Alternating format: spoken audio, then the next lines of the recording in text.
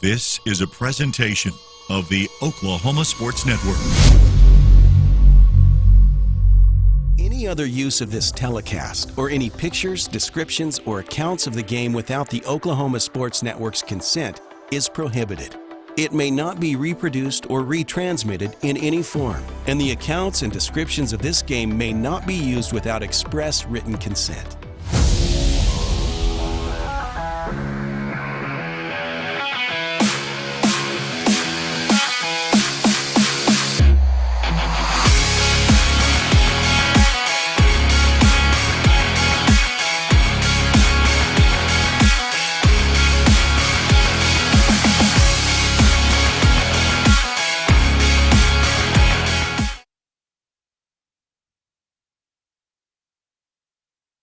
And baseball fans, welcome to the Elgin Owl Ball Field, where the Western District Champions hosted this event. This game should have been what typically in spring fashion could have been a Thursday, Friday, Saturday matchup, but rain had a different outcome. And so that kind of moved everything, and they took Friday as kind of a dry out day, and they came to action with 4 games yesterday. Elgin going through that without a loss, and now they will face the Guthrie Blue Jays, who had to come back from the loser side of a double elimination tournament where Altus beat Guthrie 1-0 and then turn around in fashion a 4-1 win to advance for this game right here. And so joining me is Joe Absher from Wayne's Drive-In. Hey, everyone, let's go to Wayne's. Joe is a phenomenal baseball fanatic. Had a little bit of Oklahoma State University under his belt and followed with baseball. Just got done with his son's little baseball action, I guess, with a win. You said that was the big thing. Was there a win? Yeah, absolutely. It's pretty much that time of year. It's baseball season for us. All right, and then, during this pre-warm-ups where Elgin is getting it, we wanted to invite some from the Elgin faithful is Brett Laura. And, Brett, we want to talk to you a little bit. I know the Laura name with your dad being principal, and Trace, your brother, out in action here today as a sophomore. And what's the latest with you? I know you were in the rookie league. You've been bounced around with different things. What is for you this coming spring for us to be able to follow you? What's going on? I will be going to Great Falls, Montana to play. It's like a MLB partner league. I go up there May 13th to play with the Great Falls Voyagers, and it's a cool league. It's kind of a step below minor league baseball, but it's right below it, and it's like an opportunity to get picked up maybe by a higher level. Like our team we used to be the Chicago White Sox A-ball team before COVID, and so after COVID we turned into an independent league, and then that's where we are right now. And when does the season start? First game will be May 23rd. All right, so getting ready for that. And so you're staying in shape. I was talking to your dad earlier. I guess you were already doing your workouts, so you already got your workout in. So are you ready? Yeah, I'm ready. I've been coaching at USAA before this, and so I was able to work out with them each day, and I was around baseball every single day, and I was able to work out with some talented college kids that really helped me this offseason. Okay, and positions, where they have you around? I know you pitch. Pitching. Just pitching, just Yep. Solid pitching. All right.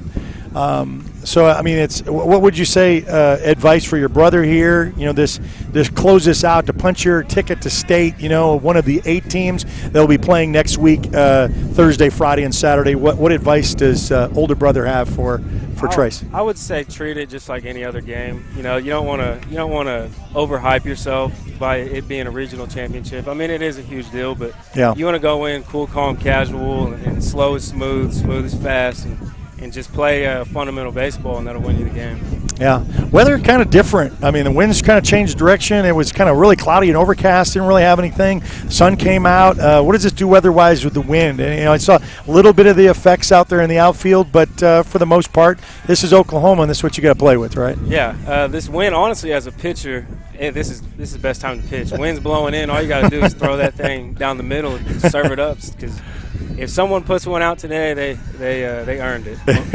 Well, it's funny you say that. I was watching your brother play one game this year, and it was about this same wind, and I saw him go oppo off that right field fence, and he must be pretty strong as well. Yeah, he eats a lot of food. he doesn't really miss any meals. Okay, and your older brother just had a child, and so you're an uncle now, and that's great. So what do you if the 3 of you were out here competing, who's got the edge? On the baseball field, me, definitely. I guess we got to pick the sport, though, right? Yeah. On the football field, Trace probably. Trace, really? He's a good Garrett was a good quarterback, Yeah, so. Garrett and Trace. But the baseball field would definitely be me. And hopefully your grandpa is listening and watching, too, is Leroy, who doesn't get to get to many of these, and hopefully we're going to get him a little shout-out to him as well. But we want to say congratulations on your efforts. Good luck this time, and hopefully you'll get picked up, and greater things will be coming your way. Thank you so much. What's your strongest pitch and how fast? Fastball, probably about 94. Okay, That's good. It's got up there, so that's very good. Well, thank you very much, and you're welcome to stay and come back anytime you want during this matchup, but let you get back to watching the game as well. Appreciate it. Thank you. All right. So that is Brett Laura and Joe. I mean, we know getting ready for this one. If you're both you're the managers. Guthrie just came back. A hard win. It was a 4-1 game, but they start off with a 3-0 advantage in the first inning, and then they kind of coasted from there. They didn't really have to play that word, but it's still a doubleheader. So what are you going mentality-wise if you're the Guthrie Blue Jays into this Elgin matchup?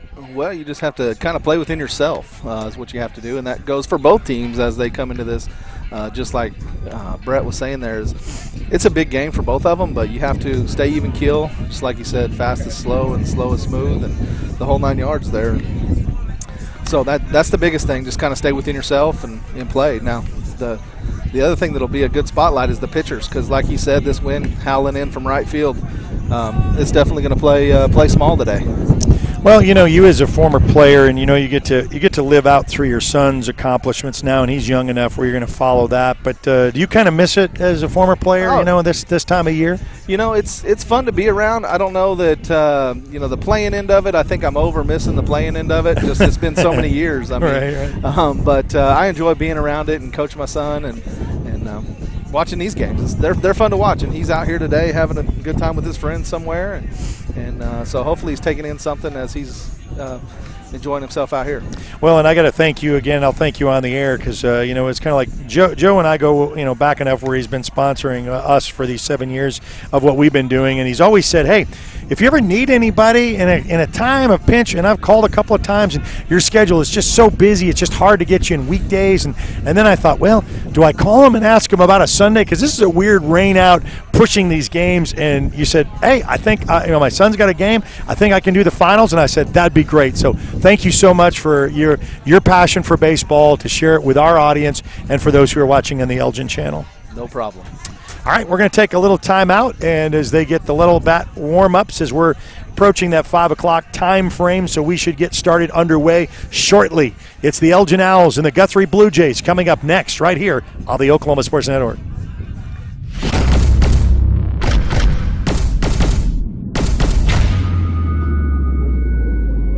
Bill Miller and Noble Heating and Air Conditioning, we take pride in our quality air conditioner and heater repair and replacement services, as well as providing the highest customer satisfaction. Bill Miller and Noble Heating and Air Conditioning has been serving Lawton and the surrounding area for over 25 years. We have the knowledge, equipment, and trained technicians to take care of all your heating and cooling needs. Give us a call. Bill Miller and Noble Heating and Air, 355-1811. Bank First is uniquely Oklahoman, deeply rooted in over 50 communities statewide. From those roots, our investment in education springs forth, helping to raise the Oklahoma leaders of tomorrow while providing financial strength to the business leaders of today. That's the kind of loyalty that helps entire communities thrive. Bank First, loyal to Oklahoma, loyal to you.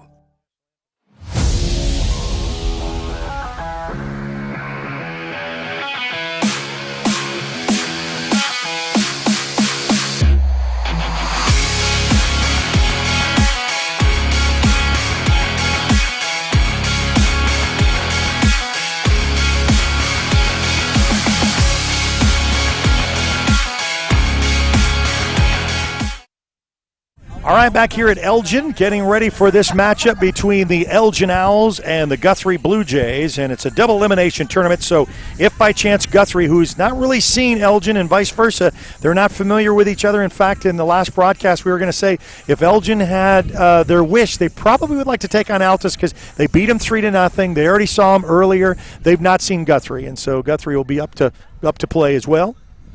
So we are going to be able to have Chris Evans join us on the mic as well, and Chris is going to be our what we've seen as the part of the Guthrie connection.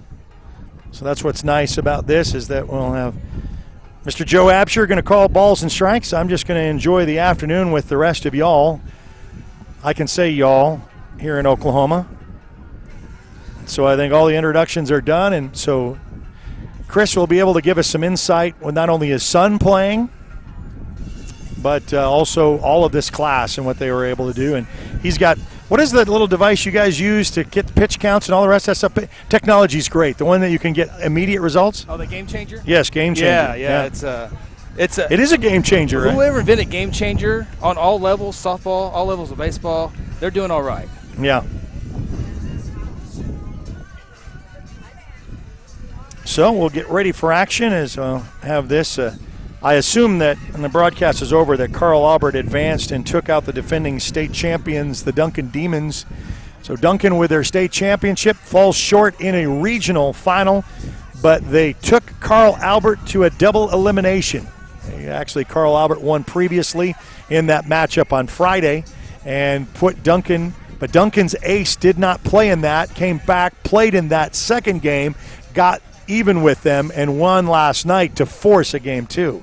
And so that's what Guthrie, and that's what, Chris, you and I were talking about. These two teams really don't know each other, right? So it's kind of a get-to-know right now scenario. Yeah, no doubt about that. And the first run of that was during football season when Guthrie traveled down here to Elgin. And, as I mentioned, a lot of Guthrie people drive by Elgin all the time to go play a lot MacArthur and a lot of athletic events there. But first time to actually pull off the highway was fall now here in the springtime. And the first thing, my first impression coming into Elgin, I was able to speak with the high school principal for about 15 minutes yesterday. It's just the facilities here in Elgin are tremendous, and I understanding the baseball and softball is coming soon, and that's great to see. So Elgin is just bumping up to 5A, playing that theater top at 4A, 5A. I think Elgin, athletic-wise, would probably love to stay in 5A a little bit more than 4A because of all the big dogs in 4A. It is true. 4A with, you got Tuttle and you got, Bethany and Newcastle's coming up,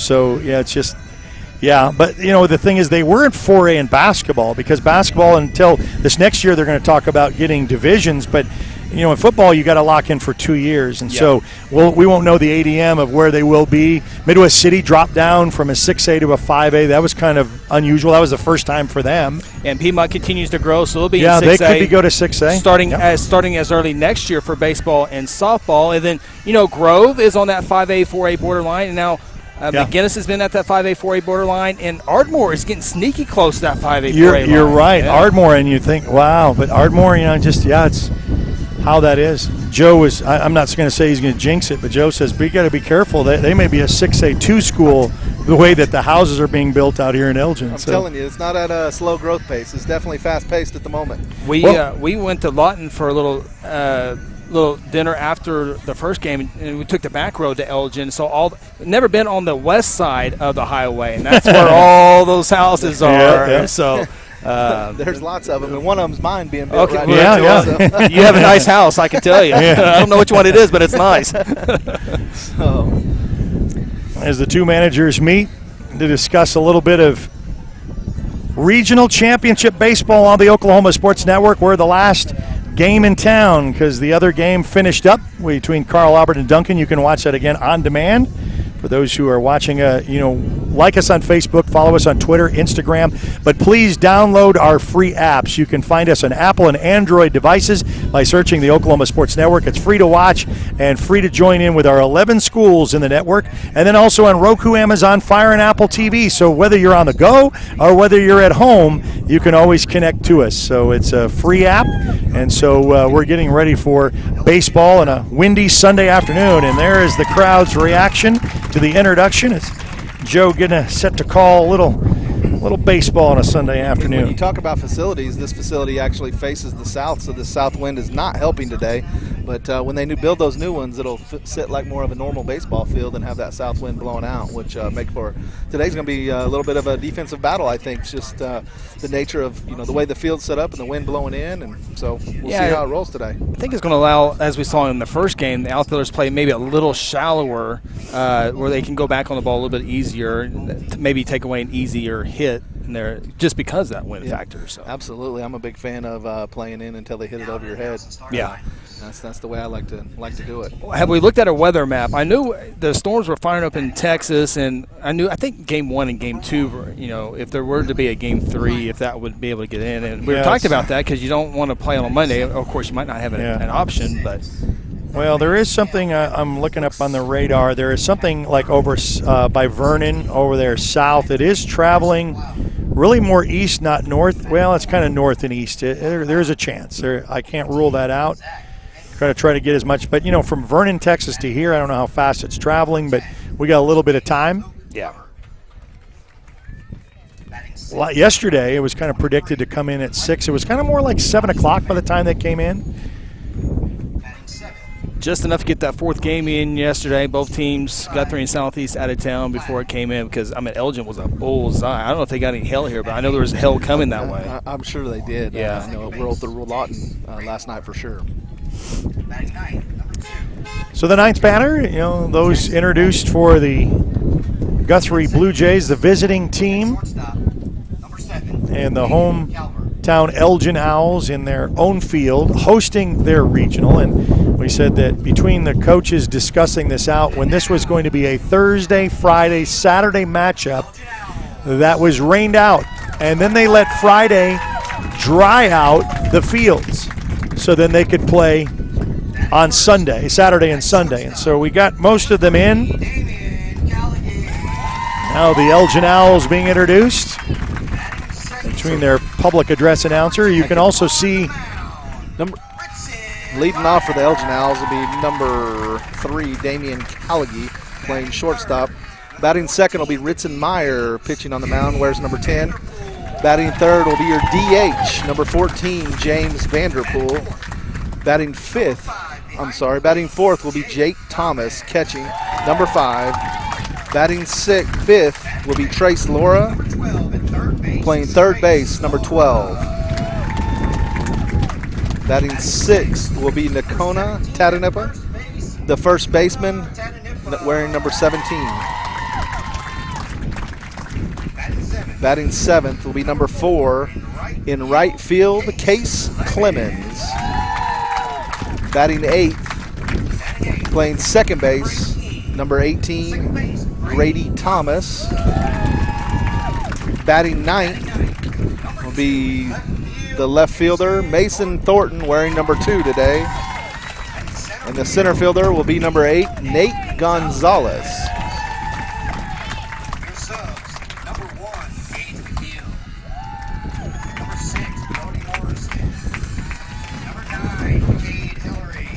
That wind has been steady too, and it's really kind of hard to gauge. And and when it's being soupy, you wonder, why storms could fire off at any given time and the heat of the day. But this is Southwest Oklahoma, so if you are expecting anything different in April and May, these are where we get this. The good thing about a little bit, if you make a positive out of it, it's a little bit cooler today. It was pretty hot yesterday, so I don't think a lot of teams are going to deal with the heat throughout the entire year. Then boom, it's in the 90s come regional time. You have to make a little bit of adjustment. These kids are a lot tougher than you or I are, Eric. So yeah. Well, I want to say it was a good season for the Altus Bulldogs. For those who are watching on the Altus channel, that unfortunately after the 10-game winning streak, after beating Guthrie was their last win, their last and final loss was to the Guthrie Blue Jays, unfortunately, and so their season has come to an end, but the Guthrie Blue Jays have stayed alive and want to try to fight up against these Elgin Owls to try to make it 2 games. Elgin would say, no, I'd like a one and done and punch our ticket to state and get ready for Thursday's games.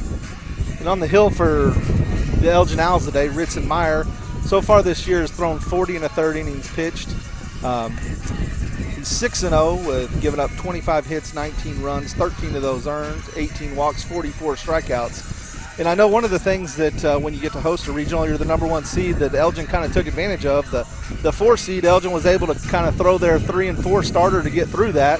And where I'm not exactly sure what Guthrie had to throw, but they've come to the losers bracket, so they're in game either 4 or 5 now. So I know that's going to be something to keep an eye on with the pitching. Where Ritson's kind of the #2 guy for Elgin and has been all year, so that'll be a little bit of an advantage for your Owls today. Yeah, that's a great point. Guthrie has. Strike 1 right there for Ritzenmeyer. Facing, and you're going to have to help me with these names. Absolutely. Clymer, yeah. He's the left fielder for Guthrie, so yeah. I don't want to get these guys wrong. No, but absolutely. don't have a full setup here. Swing and a miss there on pitch number 4. Yeah, Willie 2-2. Sorry, partner. Willie Clymer was the winning pitcher in the last game, but everyday left fielder. He's been out there for 3 years. Ground ball there to Damian Calighi across the diamond for the first out of the inning. Now coming to bat, Guthrie Blue Jays, number 6, Cale Evans. Now number 6 steps into the bats for the Guthrie Blue Jays, Cale Evans. He'll be your third baseman today. First pitch is high for ball 1. Sun has disappeared. I think the sun might be gone for the rest of the day with all the cloud cover now. It won't be long, they'll be turning on the lights. Yeah. Pitch number 2 there, right at the knees for a strike, 1-1.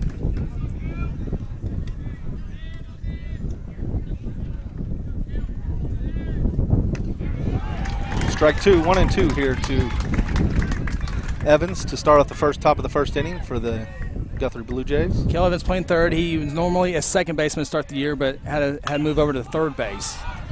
Pop up here right to the catcher.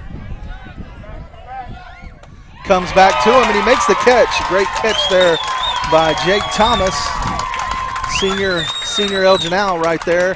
That wind actually, I don't know if it pushed it back, but it definitely made it a tricky play, and he did a great job. Slow moving back to the net there and reaches up, makes the grab for the Elgin Owls. 2 outs. The first game it was blowing straight in as Carson. Well, now it's straight in. You would think the wind would have pushed that one out the way it was up, but any pop up is going to be not in a can of corn today. It's going to be eventful. Is I think the best word for it. Yeah. Strike 1 in there to number 16.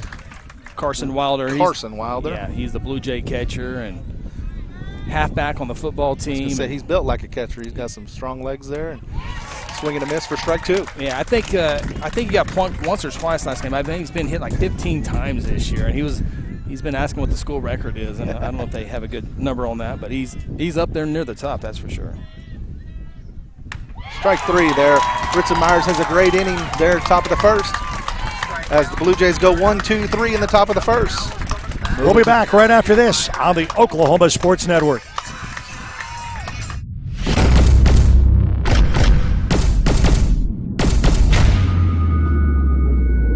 Hi, I'm Dr. Todd Bridges. And I'm Dr. Nathan Buckner. Did you know our dental practice is one of only 6% of practices in the United States that provide care from an all-digital platform? We fabricate crowns, bridges, and place implants with advanced digital technology. If you want to be part of this digital revolution in dental care, call us today at 248-6700 or visit our website at bridgesandbucknerdentistry.com. We look forward to providing you with exceptional dental care.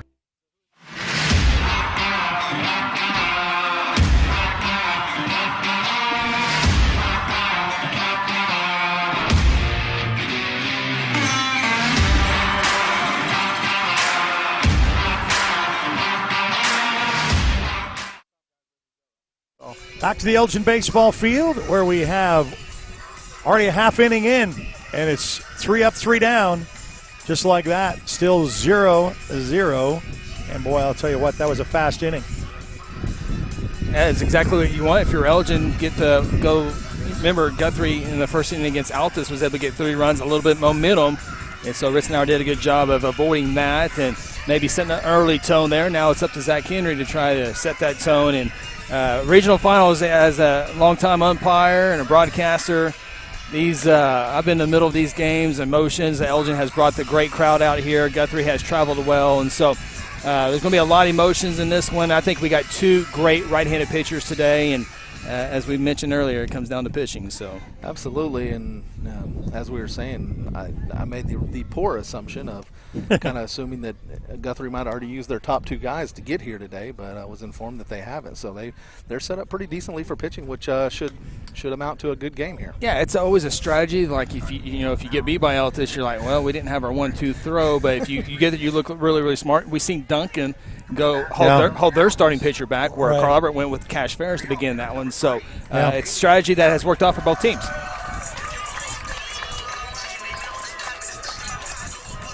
So Chris Evans, along with Joe Absher and myself, Eric Sherem, entertaining you on a Sunday afternoon baseball matchup here in the Western Regional Championship. And in steps senior Damian Callaghy, the shortstop for Elgin, leading off for the Owls here.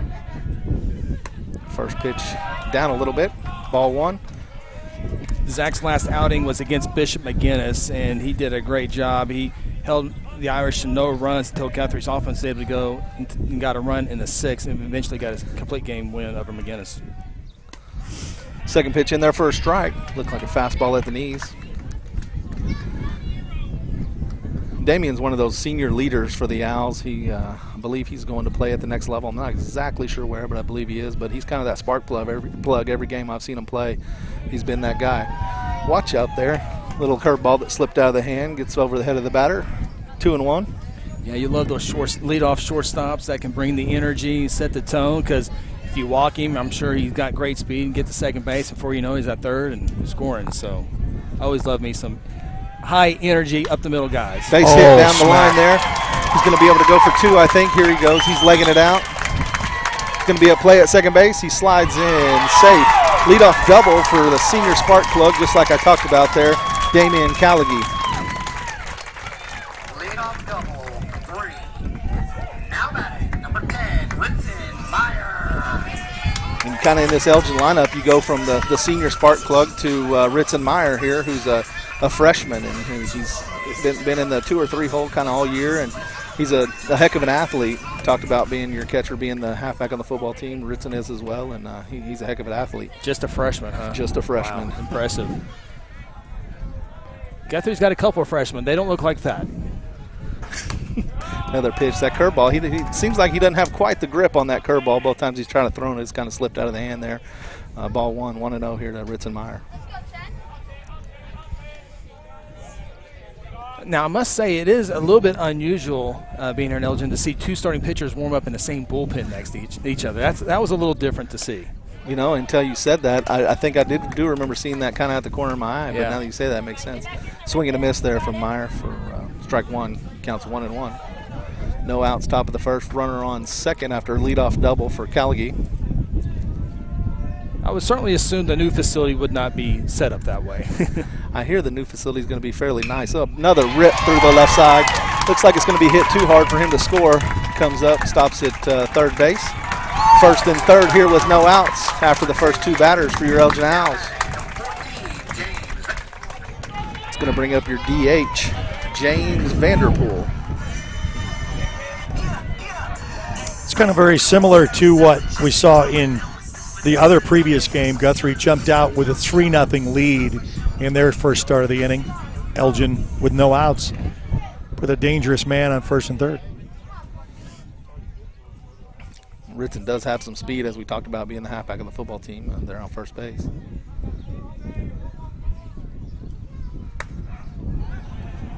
Hits the inside corner for strike one. Starts out strike there. Gets ahead of Vanderpool here. Start off the third batter of the inning.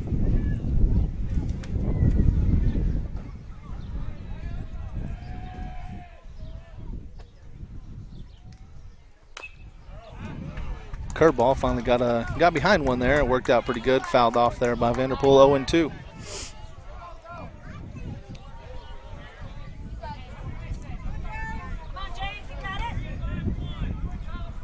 It's again runners on first and third, no outs. 0-2 to the DH Vanderpool. Runner goes from second, swing and a miss for the strikeout. Meyer is able to swipe second base there, so it has second and third with one out. For another senior leader here, Jake Thomas. If I'm correct here, I believe he's going to Seminole State to play catcher there for the one of the better-known junior colleges here in the state of Oklahoma. Absolutely. Had my attention when you said Seminole State, that's for sure.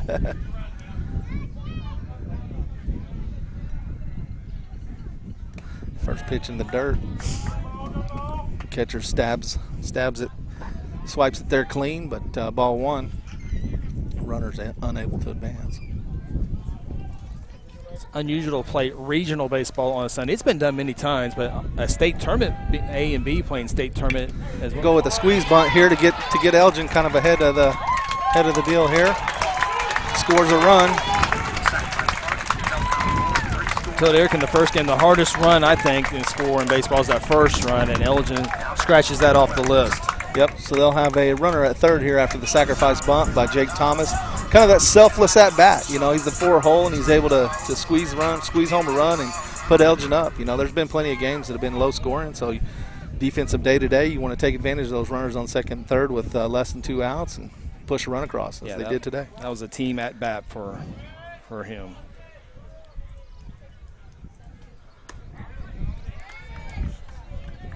Curveball in there for a ball, I believe, yes. Of course, the winner of this regional state tournament next week in the Tulsa area on Thursday will go up against Sapulpa High School, and I think Sapulpa and Collinsville, probably your two top teams on the east side this season. So, not that they're thinking about that right now, but you know, if you want to look ahead, we're allowed to. Yeah, we can. Ball two there to Trace Laura, who is the younger brother of your pregame guest there, Brett Laura, who you know, had a few pokes at his younger brother here. Well, that's what brothers do, though. Absolutely. And a good family mesh. Fouled down the third base line there. Curtis, their dad, who's the head principal at Elgin. Counts 1 and 2, 2 outs. Runner on third base. Elgin's brought home 1 run this inning so far on 2 hits. Looking for a 2-out base hit in there to get another.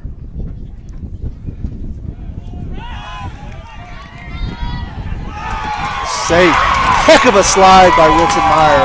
That was a heck of a slide. I know we got a Guthrie guy here, and that was just a tough play, but it was just a heck of an athletic play. We talked about Ritson. See that in replay right here. We talked about Ritson being a heck of an athlete, and that definitely showed right there. And catcher did everything he could do. He blocked the ball perfect, kept it in front.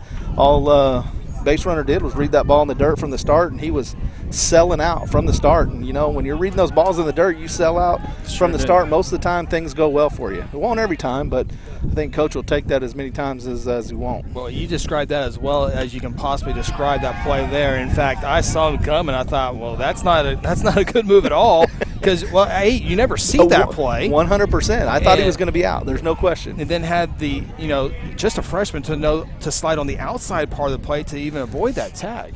Heads up play. Absolutely.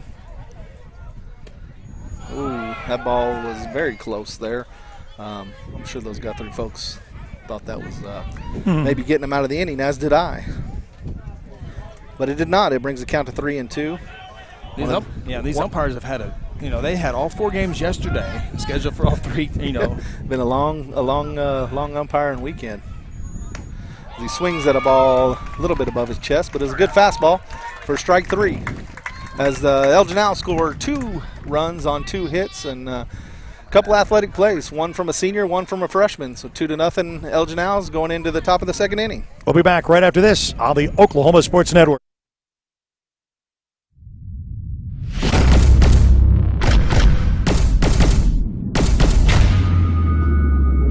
We are celebrating.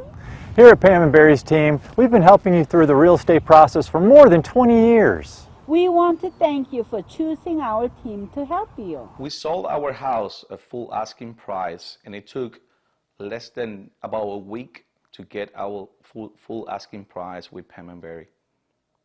Don't go at it alone. Let us handle it all here. We're not bragging, we're just applying for a job.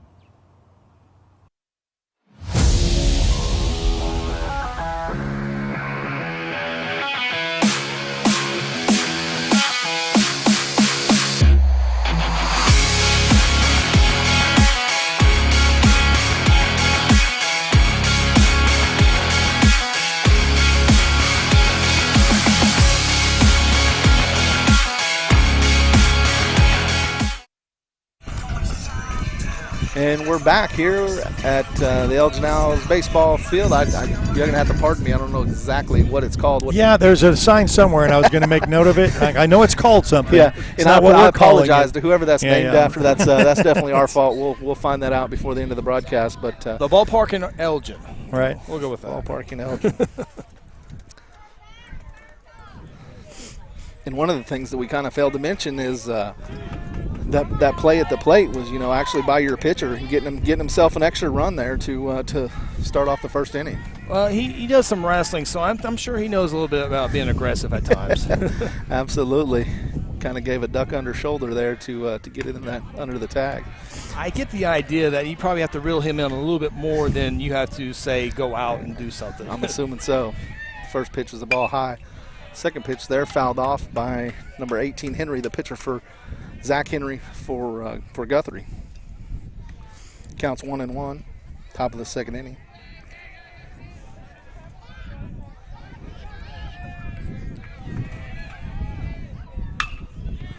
Ball's going to get up the middle. Just as kind of a C&I ground ball, but that's part of the game when you're playing in this kind of wind. Hit it where they're not. It's the best place to do it. Yeah, good job there by Henry, and Luke Hubbard comes to the plate. Luke had a couple of hits in the game previous to this one against Altus. Had a hit yesterday also against Altus. So one of the hot bats right now for the Blue Jays as they get their first look at the freshman right-hander. Pickoff attempt gets by Tatanippa, and it looks like he's going to get a chance to go to third, and he's going to get in there standing up. So you're going to have a runner on third with no outs. Chance for Guthrie to hop right back in this thing. Thing with Guthrie for a good part of this year is they've been able to get base runners on, and I don't know what the stat is, and I don't know what the stats lead-wise, state-wise, but Guthrie's left a lot of base runners on base this year. So getting the third, no problem. We'll see if they can get him home. Well, you got a better chance of doing that with no outs than you do with any other amount. So they'll get a few cracks at it here. Yeah, just a little piddly ground ball to the second baseman would do that. Absolutely. So what you're looking to do here is hit the ball up the middle. Obviously, you're looking for a base hit, but anything up the middle is going to get home that run and get this lead cut in half. Last two pitches for Ritson have been a little high, 2-0.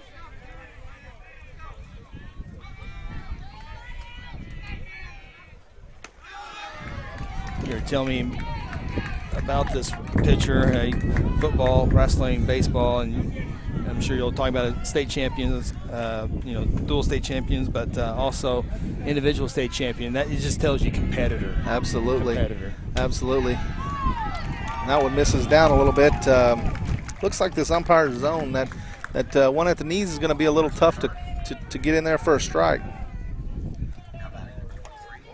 And I say that because Guthrie had one kind of go the same way. It was about the same pitch and called both ways. And honestly, as a fan or as a coach, that's all you can ask for is it gets called both ways. So I'm telling you, as these emotions, 5th, 6th, 7th, when stuff like that happens, emotions are a big part of it. And that's what makes high school sports so great is some of those emotions. Absolutely.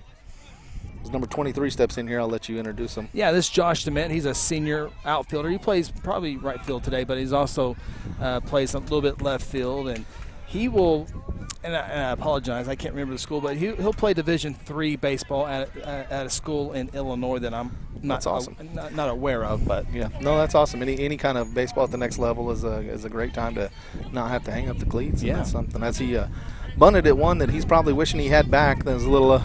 Usually you set that back kind of at the top of the zone and don't go up to get it. He went up to get it. Didn't look like a suicide squeeze. Looked like he was just trying to get it down to maybe as a safety squeeze. So we'll see what he does here with one strike.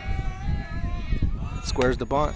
Yeah, I think Coach Bennett, Terry Bennett, is the head coach of the Blue Jays in his first season for Guthrie. Long-time assistant, my classmate, my teammate for years, my grown-up buddy. But I'm certainly think he's wanting to put this bunt down to get the runner to second base. And if you can get a run out of it, that works too. But more importantly, get runner second, say have a double play. Makes sense. Counts but you've been wrong before. Oh, I've been wrong plenty of times. That last game. No, I'm just teasing. I saw my wife between games, and I did 4 things wrong. I know my wife's listening, so I'll get to hear about it later. Yeah. I got an hour and a half ride home, so I got to be careful, real careful. Just bring her home something nice. Thomas making a good visit here to go out to the freshmen. Just kind of tell him to breathe, calm down, deep breaths. I mean, this is definitely a big moment, and he's been in a lot of big moments. But when you're in that, the one that you're in is the most important. And so as he's kind of just calming him down, get him to come in here, and if he bunts the ball, let him bunt the ball. Let's get it out. Absolutely. They score a run, we'll go score some more. Yeah, it's in the second inning, still tons of baseball. And, you know, if I were to give an advantage here, Elgin obviously hasn't played a game yet. They just got to win one today. The one advantage I would give Guthrie, if they had to go on the road and win a doubleheader. As he bunts another one foul there, so that's kind of what you want to do. You just want to throw it and you want to make them execute. If they don't execute now, he's in a 2-strike hole, 2-2, and we'll see what happens here. Some of those coaches, you know, I've had coaches before who will say, hey, you didn't get the first two down, you better get the third or you're going to get that strikeout. So you get a chance here to see what Guthrie's head coach will do.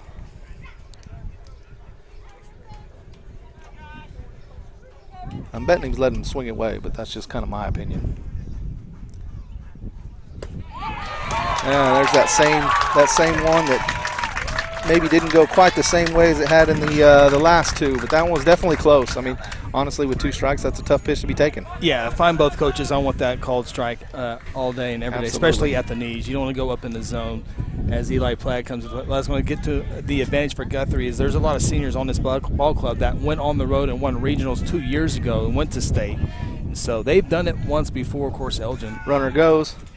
Thomas has got a strong arm. He guns him down at second base. They're going to give up the run. They'll try to run for an out. Yeah, I think both teams are happy with that. Elgin, obviously, 2 outs, gets the second out. But I think Guthrie's like, hey, we got to run. Finally, runs have been kind of hard as of late with Carl Albert, Piedmont, and McGinnis to end your district season with. So there's a ball hit to right field that's hit well into the wind. And that ball it takes a strong person to hit it out there today. It'll be a close play at second. He's in there safe with a double. And that's Eli Plagg, who I told Eric in the first game was not on the radar to play.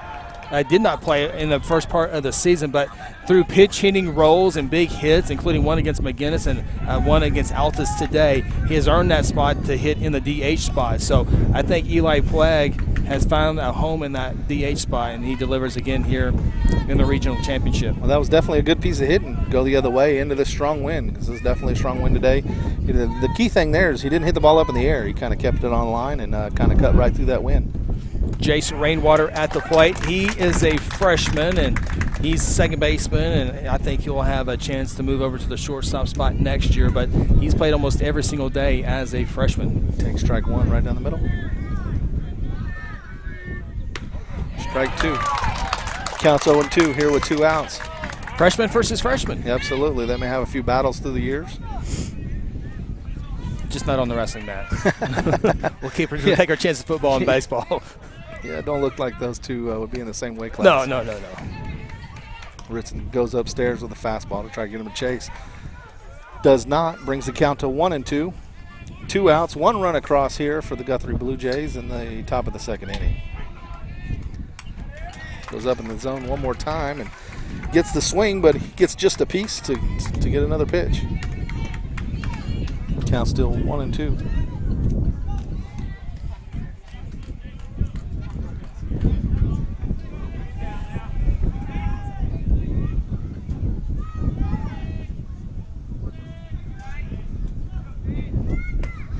Pitch right at the knees. That's that same one that we talked about getting. And Ritzenmeyer gives up 1 run on 1 hit, leaves 1 on base. Score after 1.5 innings of play. Elgin Owls 2, Guthrie 1. We'll be back right after this on the Oklahoma Sports Network.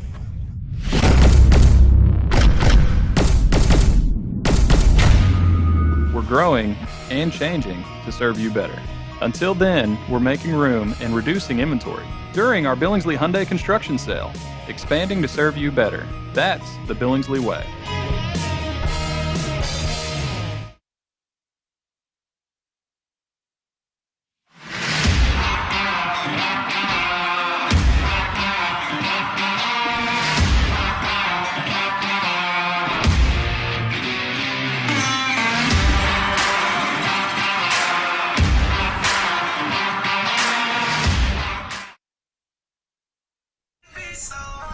Welcome back to the regional final here in Elgin, Oklahoma versus your Elgin Owls versus the Guthrie Blue Jays here as we come back to the bottom of the second inning.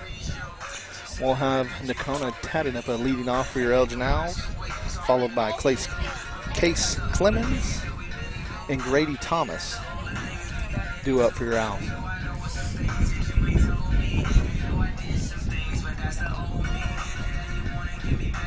Been kind of what we expected so far. Both teams kind of keeping the ball out of the air, which has helped. Some hard hit balls by Elgin and a hard hit ball there by Guthrie. And it's going to be the key today is keeping those balls about 10 foot or lower. Want to hit a lot of line drives. And yeah, both teams still trying to fill out each other. Obviously, both teams have watched each team play, but have never played against each other, so still filling each other out. And comes at a big time in a regional setting here. And Elgin's brought out a great fan base today, and always exciting high school baseball as only 8 teams can advance to the state tournament. Only one team will end with a win streak, so I always think there's more emotions in games like this than necessarily in a state tournament. Just everyone's usually on their best behavior and stay. Not that you can't get obviously emotions in those games, but you have 8 teams that we're there. It feels good. Now let's refocus and try to go win. But sometimes you have to remember what that goal is. Yeah, and, making the state tournament is always a top goal for every team as you enter the year. And once you get there, you definitely don't want to let up. So as the first pitch is a curveball in the dirt to Tatanepa here, 1-0. There's a line drive into left center, going to get down for a hit. It's going to be a single for Nakona to lead off the bottom of the second inning. Just kind of stayed within himself. That's one thing I've noticed really about all the at-bats. You don't see anybody swinging out of their heels, just kind of short, quick swings, which, that's what I try to teach my son all the time is quick is better than hard, and just that's where those base hits come from. Yeah, especially at that at-bat with the first pitch being a curveball in the dirt. You knew Henry had to come with a fastball fairly quick. If you sit back on one spot, one swing, it definitely helps. Tatanepa leads off first. Case Clemens steps in the box. Squares the bunt. Kind of jabbed at it there. Will be fouled off for a strike. Just like when you catch the ball, you want to receive it on the bat. He kind of jabbed at it. Yeah. You could see that bat go down, and that never results in a very good bunt. Just lucky he gets another chance here, and it didn't pop it up.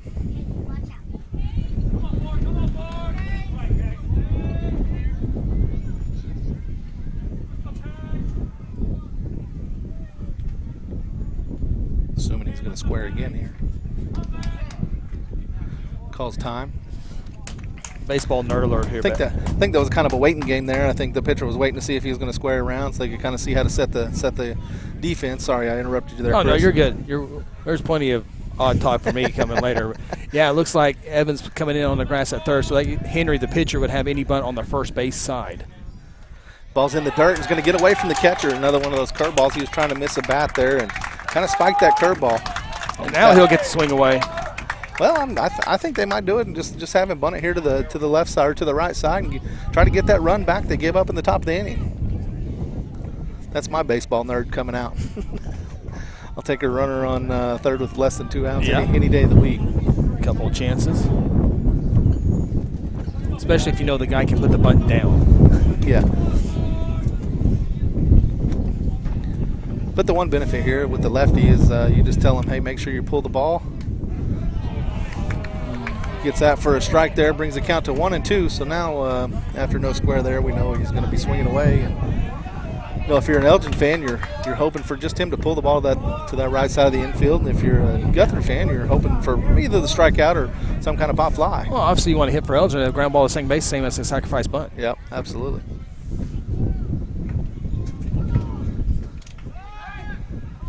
Ooh, it's close. I was going to say, what a perfect combination of uniforms. You have blue and white, red and cream. I mean, it's a perfect. Guthrie wore the black uniforms. Elton's had their dark navy blue yesterday. It was like, someone didn't get the memo here. That's good.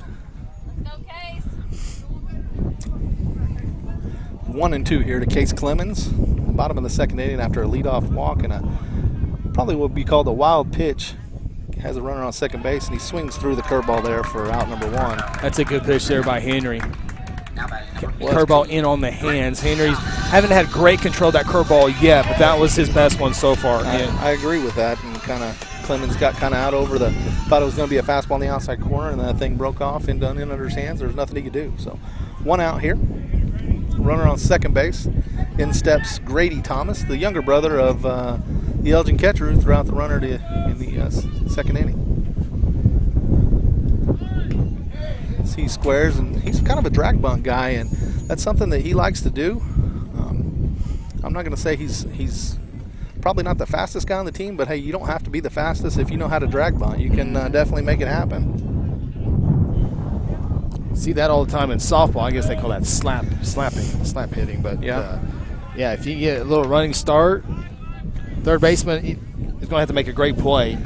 And he's actually, the couple times I've seen, if he tries that first time and that third baseman doesn't come in, he'll try it again.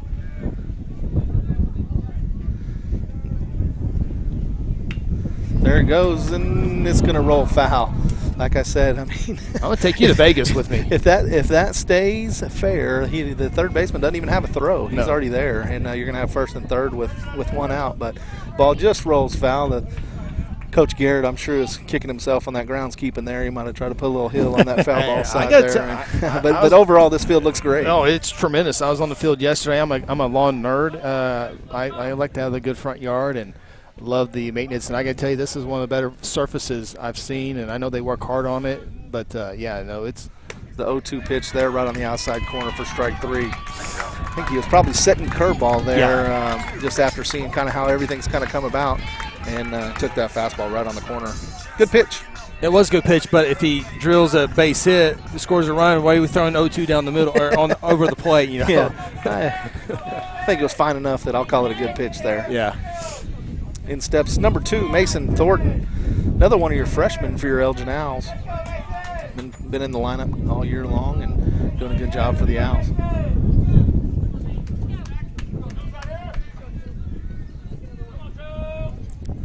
Trying to get a 2-out base hit to get that run back that Elgin, and there's her play at second base, and that was kind of one of those daylight plays, and honestly it was executed well and read well by the runner, and otherwise if he's a half step slower, that's an out.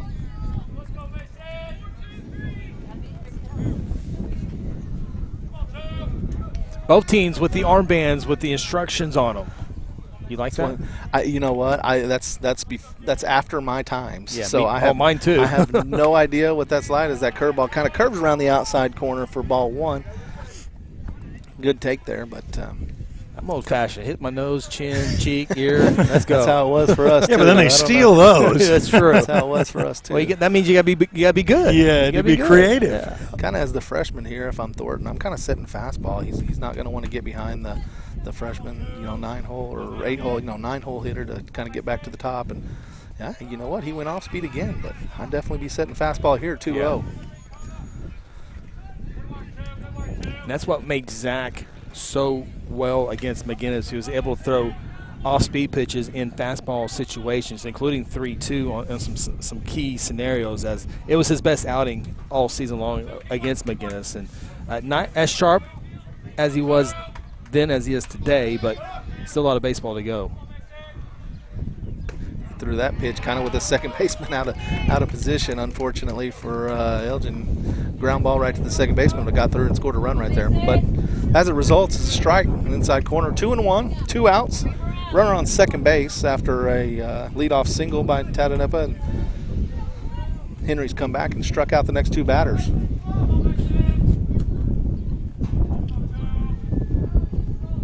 Ball's in the dirt. Good block there by the catcher.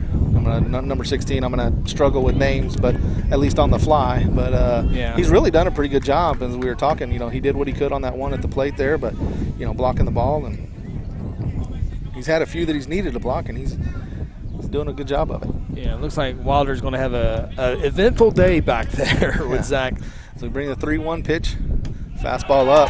That's one thing, Mason, he'll work a count and see some pitches and kind of brings you back, turns back over to the top of the lineup for Damian Callaghy. Comes up in a big spot here in the second inning with the 2 runners on, 2 outs after a leadoff double to start the game. He'll look to get a base hit here to get that run back that they gave up in the top of the second inning. And if Coach Benton had to pick one competitor, the highest competitor, it would be Zach Henry, today's pitcher for Guthrie. So both pitchers compete at high levels today. So they're going to need every bit of their competitiveness.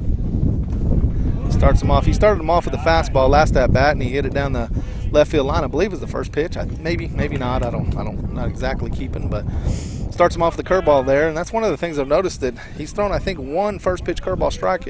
It's going to. Yeah, it does have for that to be effective, it's kind of got to get a little bit more, a higher percentage of getting in there for a strike, because I don't think Elgin's swinging at it. Yeah, I totally agree. Bat. Sorry, there's my dad coach there. See him make an inside move, you're hollering back, but. Especially that little league level when they're trying to learn. You can steal on every other pitch. And you can, yeah, when they don't know, as you really got to help them. Yeah, when they get older, you shouldn't have to say anything. So, and this kind of alignment from Guthrie there, another curveball, 2-0. 2-0 there to Callagy. They got their shortstop, their third baseman's hugging the line. They're going to guard against that double and kind of that two-run hit. And looks like if Callagy can hit it up the middle, man, there's lots of room up the middle, lots and lots of room up the middle. Shortstop's playing way in the hole. 2-0 pitch, 2 outs, bottom of the second inning. And he hits it right in that hole. And he's going to go to third for the out.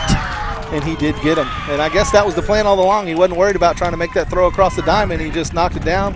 Third baseman standing on the bag makes the out. Third out at third base.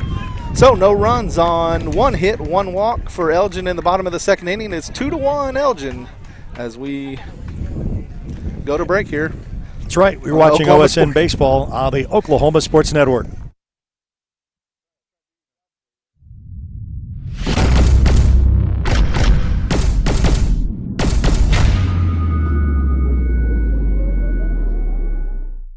Hey there, I'm Trent Logan.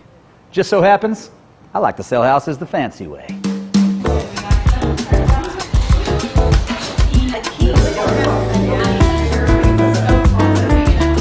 Hello, here for paint night. Sit down, Trent. That ready? What's the deal? You guys didn't bring your own gear? I'm so dadgum fancy. When I do art and stuff, I don't even have time to take a break. Tender me, babe. You know, you can buy or sell your house with any realtor, but if you want to do it the fancy way, call me. Cheers.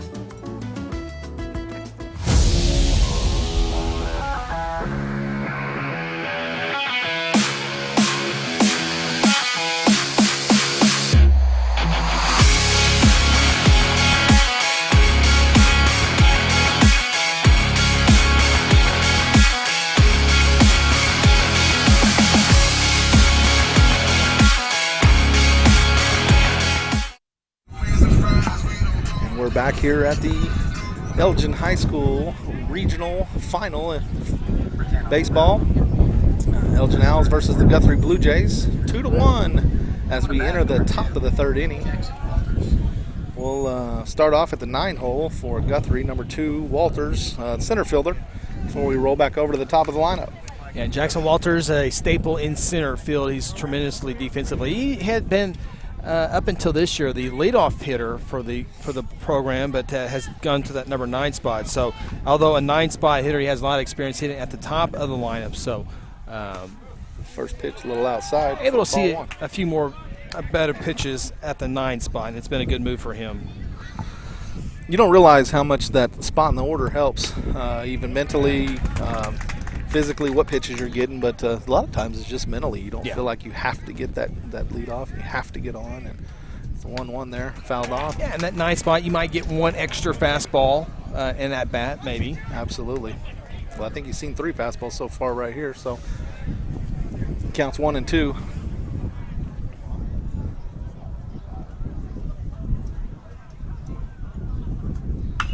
Pitches up a little bit. Looks like it's going to get out of play.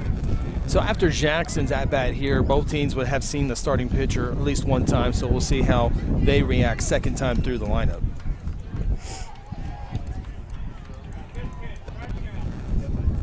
Counts 1 in here, 2 to Walters. Throws a curveball that caught him frozen. Able to get the strikeout, looking for Ritzenmeyer, third strikeout on the day.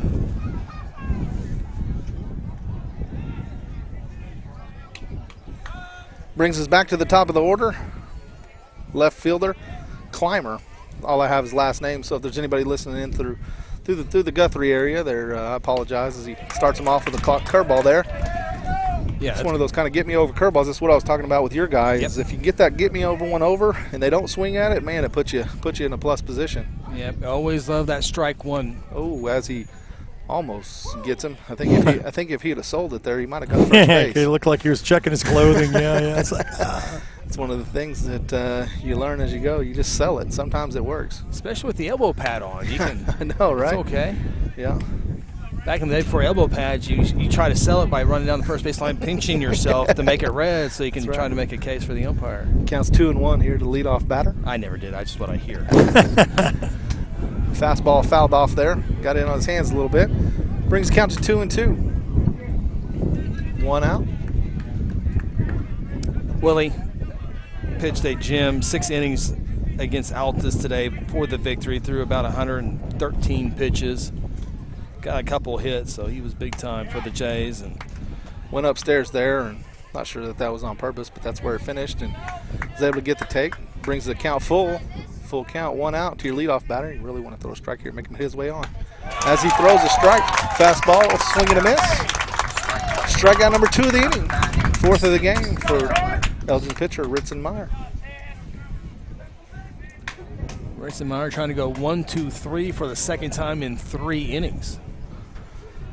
In steps Evans, the third baseman, and he hits a fly ball to right field, and I think the wind's going to hang that one up pretty good. He runs in. Case Clemens makes the catch in right field. Get a 1-2-3 inning for Ritzenmeyer in the top of the third as the Owls come to bat. We'll be back here on the Oklahoma Sports Network.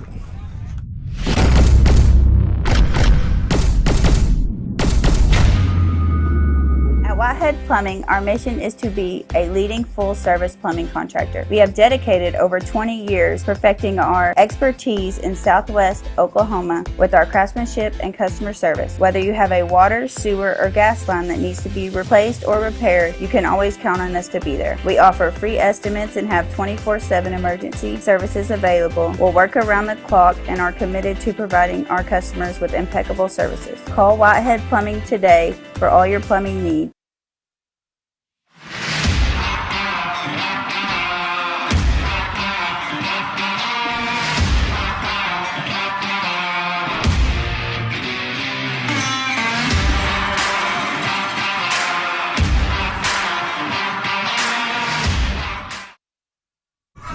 Hey, as we come back here, bottom of the third inning.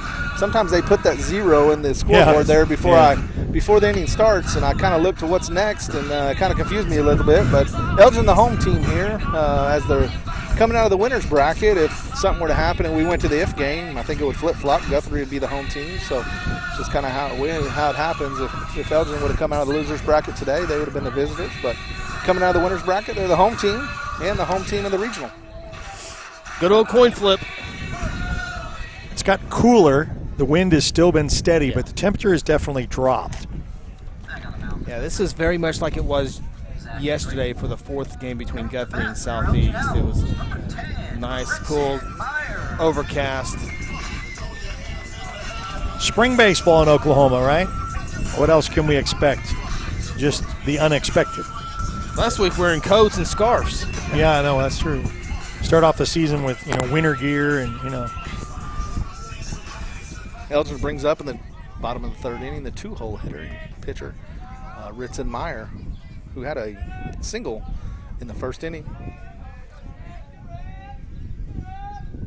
Yeah, it's that curveball we've been kind of talking about, Chris, that it hasn't been like that every pitch. Every time he tries to throw it, it's just been that when he throws it as that lead pitch, he hadn't really been able to get it over. Yeah, that curveball was in the dirt. Now the curveball's up, so he's trying to find it, but maybe Comes back with a changeup right there. It looked like a pretty decent pitch, and catcher kind of dropped it there. I think that didn't help him. I'm not blaming, but it just didn't help. Until Zach is frustrated, looking over there, thought he had a strike. Yep. Telling you, he's competitive, just like Meyer here at the plate. You can see a lot of similarities. Oh, brings a fastball and just fouls it off.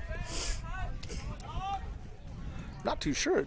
Just by the naked eye, it looks like he's maybe trying to almost change velocities. It doesn't quite look like a changeup. It just looks like a little bit of a slower fastball. I don't know if that's part of his repertoire or not, but it's kind of what it looks like to me. You know, Zach, as a sophomore, we always talk about your 1 and your number 2 got to do their job, but that number 3 or number 4 has to find a way. And he was 2 years ago as a sophomore when Guthrie went to Lawton MacArthur Regional. He was a big part. He pitched the final game to get the Jays to the state tournament. 3-1 count here to Meyer to lead off the 3rd inning. Pitches up. He's going to walk.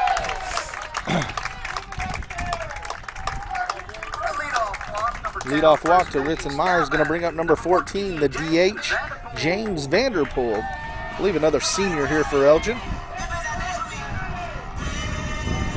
Would not shock me here to see Ritson maybe just on a little bit of straight steel. You got that same kind of lineup here playing on the left side of the infield for the Guthrie Blue Jays. They have shortstop playing way over in the hole, which with the runner here who's probably not on the speedy side may have a chance at first base, but going to probably try to get that out at second. First pitch is a fastball up. Fouls it off.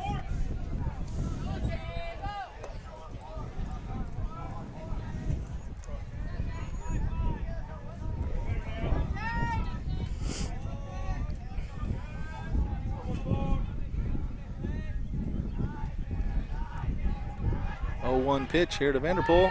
Ritson was leaning a little bit, but he was able to get back. Throw a little bit lower down, and I think they get him there. He definitely had a jump towards second, and throw was a little high to first base. He just couldn't quite get the tag down.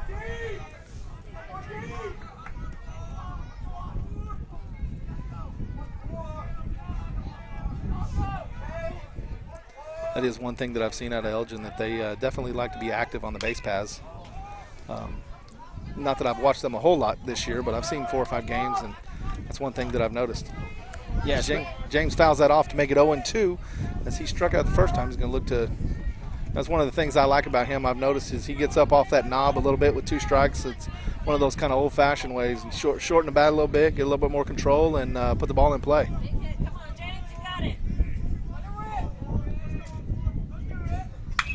That's what he does there. Pop up to shallow right. Well, golly, I thought it was going to be shallow right field. The second baseman's going to camp under it and make the out.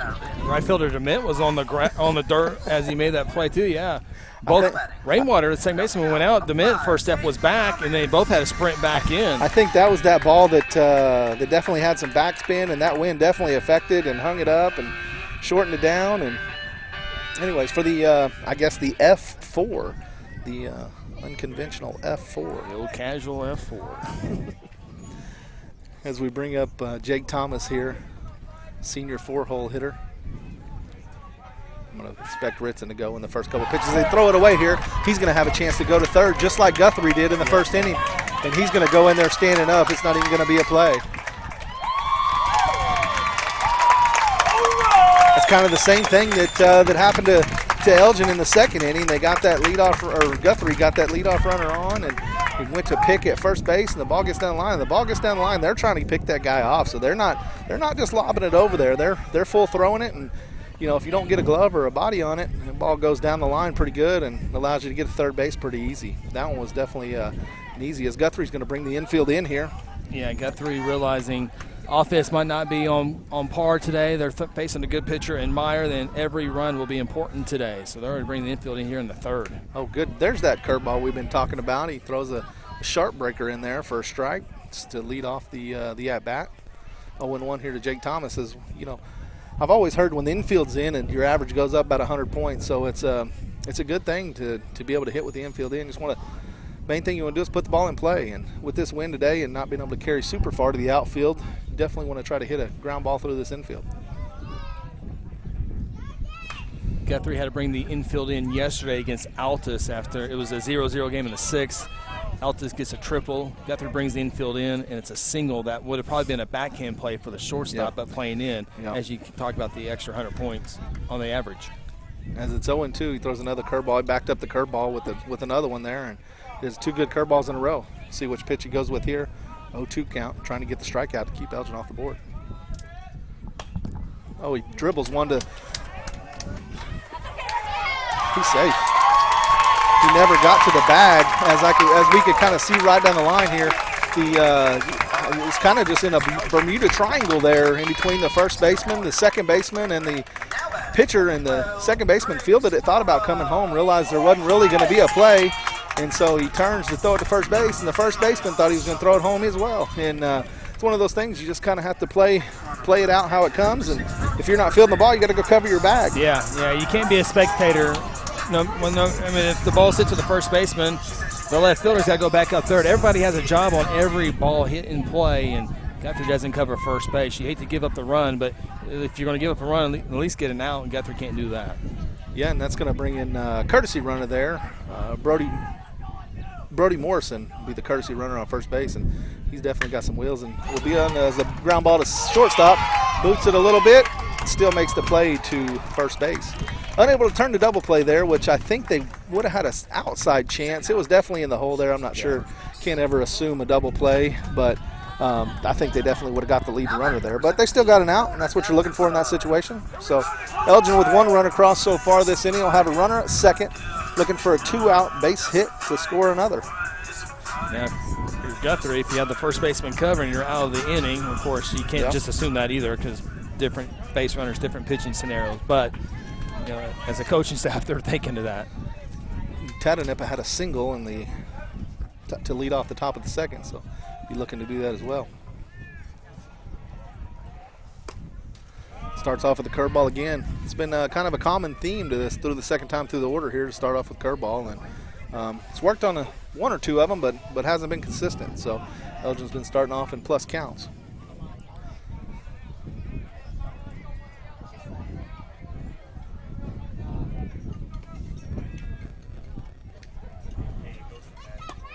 Pitch is going to be a strike at the knees. That's that one that's, I'm going to be honest, it's kind of gone both ways. Yeah. And it's gone both ways for both teams. It's been in the good for some, for both of them once or twice, and been in the no good for both of them once or twice. Lauder didn't make it look pretty either. He kind of waved it a little bit.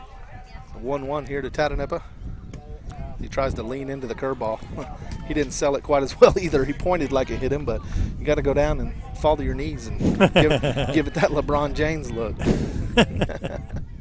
You like the pants above the knees? It's funny you say that. My son started doing it. He's 8, and he's already started doing it. So it's definitely the new thing. It is the new thing. And guess what? Has the pitch right there, gets by Tatanippa to bring it to 2-2, 2 outs with a runner on second baseman, Brody Morrison. And so we play a little bit of kid pitch, mostly coach pitch still, and we already have the sliding mitt. So, there you go. And I looked at him and I said, "You're gonna have to tell me why you want one if you want me to buy you one." And he said, "Dad, it looks cool." And I said, "How do you say no to that?" It's the drip. It's all about the drip. Happy birthday. As he takes off, and he's gonna steal third easy. But with 2 strikes, you got to foul it off, and that's what he did. You see players with all the. I got a 14-year-old that has the guard on the shin. Never been hit one time. I go, why are we wearing a shin guard? We've never been hit one time. So just in case. One of the things I'll say is my son's a right-handed thrower and a left-handed batter, so his right arm's out there. So I've just made him start wearing the elbow guard just to protect his throwing arm. Sure. So anyways, might as well get used to it at 8, and if you're going to do it the rest of your career. As Tatanippa calls time. 2-2, 2 outs. Recapping the inning here with 1 run across for the Elgin Owls. And Brody Morrison, the courtesy runner on second base for Jake Thomas, who had the kind of Bermuda Triangle single. Ball's in the dirt, and Brody is reading that down, and he's going to have third base. He'll be standing there with 2 outs, full count. Tatanippa. It doesn't really change a whole lot other than just the fact of puts a little bit more pressure on your catcher. And, as a pass catcher, you don't shy away from the pressure, but you definitely would rather a runner not be on third if you don't have to. Got through it. More concerned about the batter. Yeah, absolutely. 3-2, 2 outs pitch here to Nakona Tatanippa. As he throws a curveball, and it did matter as he threw it to the backstop, and he's able to score a run on the wild pitch by Henry. So he just spiked that curveball. There was really no chance Tatanippa was going to swing at it. It was about a 57-foot pitch, and there was really nothing catcher could do about it. He goes to his knees and it bounces over his head. So that, you know, 2 wild pitches in a row make a big difference in the inning as Elgin's able to push across another run. It's going to bring up Case Clemens. And those were the pitches that Zach was able to make against McGinnis. Different story today, so that's why it's always important to get ahead in the count, that strike one early in the count, work ahead. Well, like you've been saying, that curveballs, as he starts off with a fastball there, he kind of went a little, wow. But also, you know, as we dissect his pitching, Elgin can hit the baseball, so you have to be unpredictable. I mean, you don't throw a curveball in the dirt, but if you throw a fastball, it might be a triple in a run. So it's one of those, you know, there's nothing but good teams left, so that's the back and forth you play. And Coach is going to come out here and just try to settle him down. You can tell he's a little emotional, and and he's mad at himself, and we all get it. We've been there, and there's nothing you can do. It's what you try to teach at you know, from age of 8 on is you got to forget the last pitch and move on to the next one. And, knowing it's easier to say that. It is. And it's a lot easier to say it when you're not out there. But if competitors can get that in their mind and actually do that, it's kind of like that cornerback in football. And you get burned for 30 yards, you got to forget about it. You still got to be aggressive on that next play. Absolutely. Absolutely. He just kind of gets him out there and resets and say, hey, and then kind of on one of those pitches, the catcher went to throw the ball back to the pitcher, and to be honest, I think the pitcher just wasn't. He was a little upset, and he had his head down, and that's why that ball ended up to the shortstop. He was trying not to hit him between the numbers there. So just kind of go back and settle him down. Be a 1-0 count here to Case Clemens. 7-hole hitter for your Elgin Owls. I believe Case is a senior as well, so trying to get that one last trip to the state championship tournament.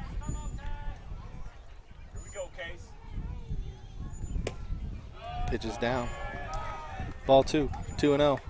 And I think, honestly, I mean, kind of like we talked, that low pitch has been something that little, I mean, I'm not going to say super inconsistent, but it's been a little bit. And you can we have to pause to see what it's going to be. There you are. Yeah. And you can tell that it's wearing on Henry there, and he's letting it get to him a little bit.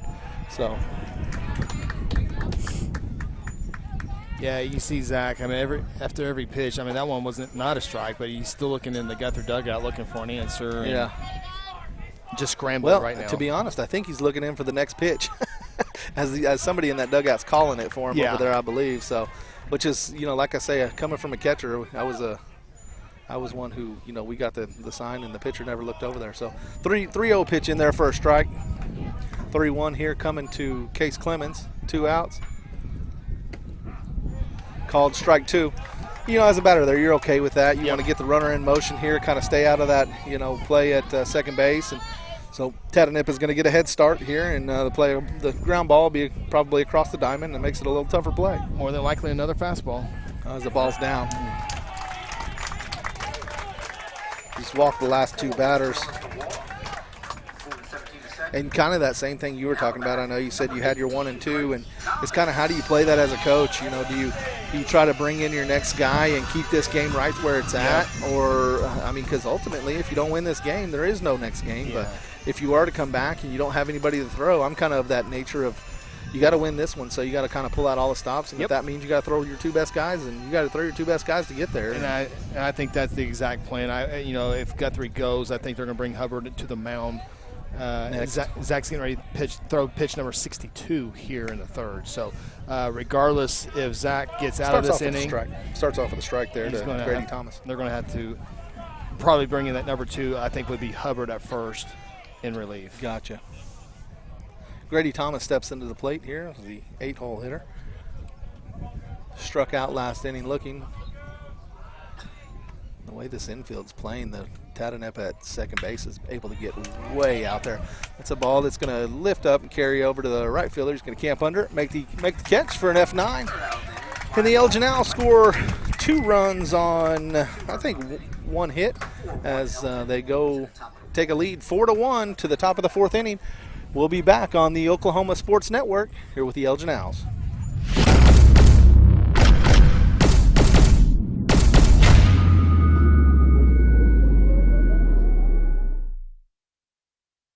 Do you have questions about your retirement? As a private wealth advisory practice of Ameriprise Financial Services, Waugh, Lavender & Associates can help. With the exclusive Confident Retirement approach, you'll work one-on-one with an advisor to develop a retirement roadmap to help get you where you want to go. Call us today.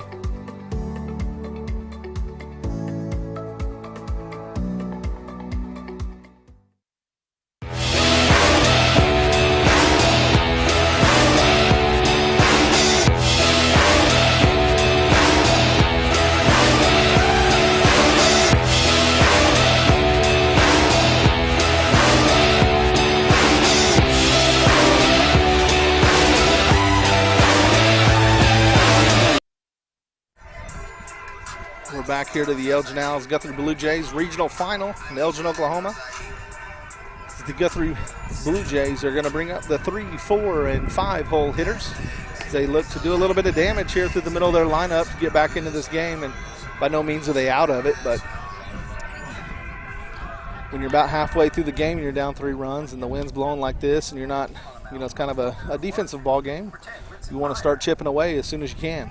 Yeah, you not only chip away, but know that you can chip away, and it gives you some confidence in the later part of this game. It's a lot easier to go get 1 or 2 instead of maybe 3 when it matters the most. So not do or die, but boy, you like to get some momentum, get some runners on, get some hits, make Meyer throw some pitches. As Wilder steps to the plate, he's been a busy man behind the plate. And, today as he looks at ball 1 outside.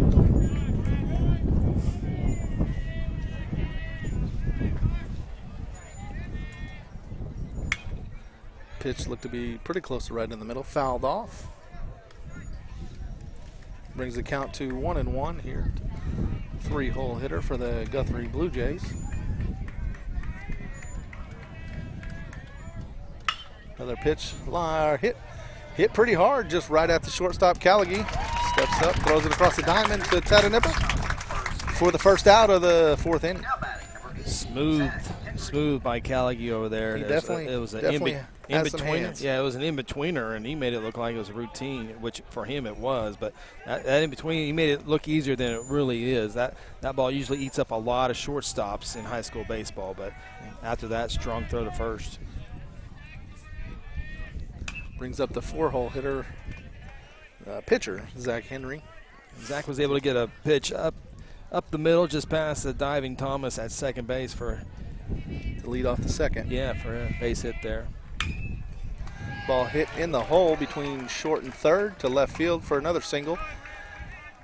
As Henry is 2 for 2 for today, 2 singles. He's definitely trying to help his cause, trying to be that spark plug for his team, as he knows that struggle's not the right word, but he hasn't been probably as sharp as he expects to be on the mound. Definitely hasn't been bad, but probably not as sharp as he wanted to be. So he's trying to help him out with the bat too, and he's doing it. And he'll stay in there to run. I mean, you can have a courtesy runner for the pitcher, and that won't happen with Zach. He's a pretty good base runner. Brings up number 10, Hubbard, who you said I guess is the next pitcher they'll probably go to, first baseman. I would certainly think so. Yeah, in this do or die game, I think it's all out there. So I think it would be Hubbard, who's just a junior. And 2 pitches up for. It's one thing I've noticed a little bit about Meyer here is he gets in the stretch, which that's what you try to do with as a hitting team. Try to get him into a stretch. It usually just is a little bit different rhythm. He's missed high when he's in the stretch a little bit more often than he's missed high when he's in the windup. That one's on the other end of the zone. 3 balls, no strikes here to the 4-hole hitter as they look to put something together here in the 4th inning. That was his 51st pitch, so still got a lot of pitches left in that right arm. I certainly think Hubbard would be taken here because if he throws a 3-0 fastball down the middle, you certainly think a 3-1 fastball would be down the middle as well. As it is, 3-0 down the middle makes it 3-1. Hubbard looking for a fastball, Meyer looking for a ground ball. As it is a fastball at the same pitch. Honestly, kind of like I was talking with your Henry there, that looked like a little bit more on that one than was on the 3-0 one. So even though it was the same pitch, it definitely looks a little bit different as a hitter. And then he takes a little bit more off, and that ball stays fair somehow. And for the out at second. Was that not a foul ball? How did that not? I honestly thought it hit him. It looked different, yeah. I thought it hit his foot, honestly. As they're going to convene here, and I think the field umpire has it as a hit. He's just going to go in and say, hey, I'm pretty sure I hit him on the foot. It definitely looked funky. If the call stands, it's going to be an out. No, they call it a foul ball. He's going to go. And that's the right call. Yeah, that's the right call.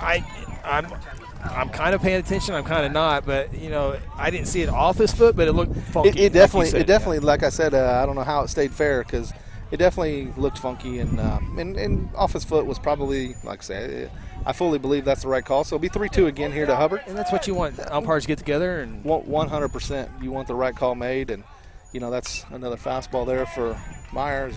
Hubbard fouls it off. I mean, that's ultimately what you want in any game, is you just want it to be called fairly and correctly, and looks like that's what they did there.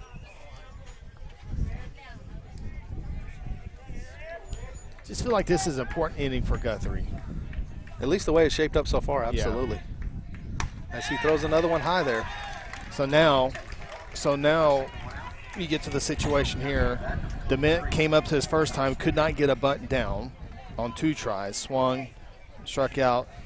And with that, you have Plagg, who hit that line drive over the right fielder Clemens' head. Yep. So, again, I think DeMint is going to be called upon to put another bunt down and see if he can put one down. Which, as a baseball guy, it's always tough to put a bunt, to have a guy put a bunt down where you're bunting into 2 outs. But if your guy behind him's hot, sometimes that's what you got to do.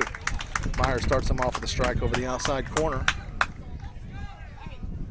It's kind of what philosophy you want to take into that. Yeah, it really is. I'm a bunting guy. I'm bunting here. I get it. And most of the time I am. And honestly, I'll tell you, if there was no outs, 100% agree with you. But like you say, if you're riding the hot hand, now here he comes. It looked like he's about to square on that one. Yep, here he goes as he takes. And I told Eric in the previous game at Altus, and I can't remember who was batting or not, I know a bunt, and Elgin hopes they bunt, and because that's going to be an out. But I have 2 runners in scoring position with one of my better hitters this weekend coming to the plate. And a hot hitter. Sometimes you got to ride the hot hand. I wasn't completely knocking the idea, but as he swings at that one, I'm a little confused on the whole deal there. But hey, it is what it is. Bunt, swing, bunt, swing. Yeah. But it's 1-2 with 1 out. Runners on first and second. Here in the top of the 4th inning, as it's 4-1, Elgin Owls over the Guthrie Blue Jays. Well, now you throw all the strategy. Now you got to get a base hit. Now put it in play. And what you're hoping, if you're Elgin, is you get a ground ball that you can maybe roll it up on. And there's a little bit of miscommunication there, but he had already turned and had to throw, so he just threw it in Callaghe's direction, and he definitely got in front of it and made it work for Elgin to keep the runners where they're at. If you're going to throw in the dirt to somebody, Callaghe's the right guy to throw it to. It ain't getting by him. Sure seems like it. A 1-2 pitch. Ooh. Pitch is way close. I'm going to say it was a high. It was high. I mean, I'm not gonna sit here and be a homer. It definitely looked homer. It definitely looked high, but it almost looked like it almost looked like he ducked under it, which sometimes I don't know how you call those, honestly. There's a line drive right at the right fielder. I'm sorry. He hit the ball solid. Yep. He just happened to hit it right at him. He hits that in the gap or down the line. That same hit, it's probably a single, if not definitely scoring 1, if not getting by him. And that's all you can ask for is barrels. Yep. I tell my son that all the time, is you may not get on base every time, but personally I'd rather you hit a barrel than hit a dribbler where you get on base. But that's Dad talking. He would rather be on base. No doubt. Now with 2 outs, Guthrie will indeed now go with the courtesy runner. Clayton Carpenter will come in and run for Henry, or for the pitcher spot, courtesy runner. So that'll give Zach a little break over there, or at least 1 out to kind of refocus before he goes back on the mound. Eli Plagg at the plate, 1 for 1. Here's your Flagg, who's had a good, you said a good weekend at the plate. First pitch swinging. Yeah. One of the things I've noticed with him, it looks like I'm not sure if he's. I think he's trying to go the other way. He's trying to stay inside the baseball. He's doing a pretty good job of it. As his last hit went to right field there, and that ball is hit down the first base line. Yeah, he's a highly competitive kid as well. His brother was an offensive lineman, started All-American type, some status as All-American at Tulsa. So he comes from an athletic family. His dad's on the school board, and so good family. They're all way smarter than I ever even thought about being smart. So 1-1. And there's a ball hit right at the second baseman, and man, he hit that ball on the screws, and it's going to be a 4-3 out as Guthrie's unable to get any runs across. It was no runs on, I think, one hit for the Blue Jays there, as we'll be back on the Oklahoma Sports Network right after this break.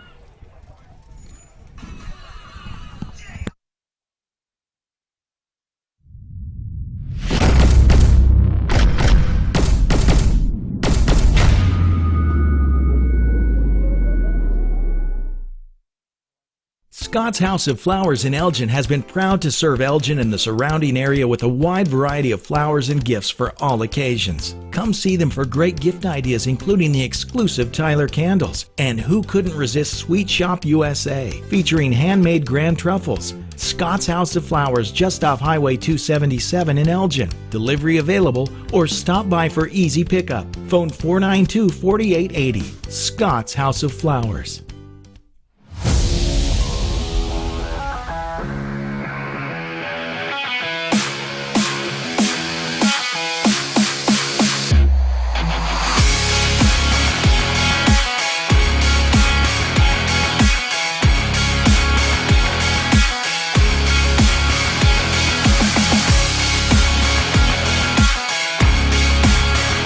Well, the winner looking to advance to state. Congratulations to the Carl Albert Titans defeating the state defending champions, Duncan Demons, to punch their West Championship. One of the 8 teams. It's either going to be Elgin or Guthrie here, and it would be a double elimination if Elgin was to lose this first game. But if Elgin packs it in with this one, they will be another that punches their ticket to state. Unfortunately, Altus came up short after a 10-game winning streak, with their 10th win in a row against the Guthrie Blue Jays, 1-0 yesterday, and then turn around and lose to them 4-1, and they end their season. So it's that's do or die right here. And the regional champion here will play Sapulpa, which is probably number 1 or number 2 on the east side of the state.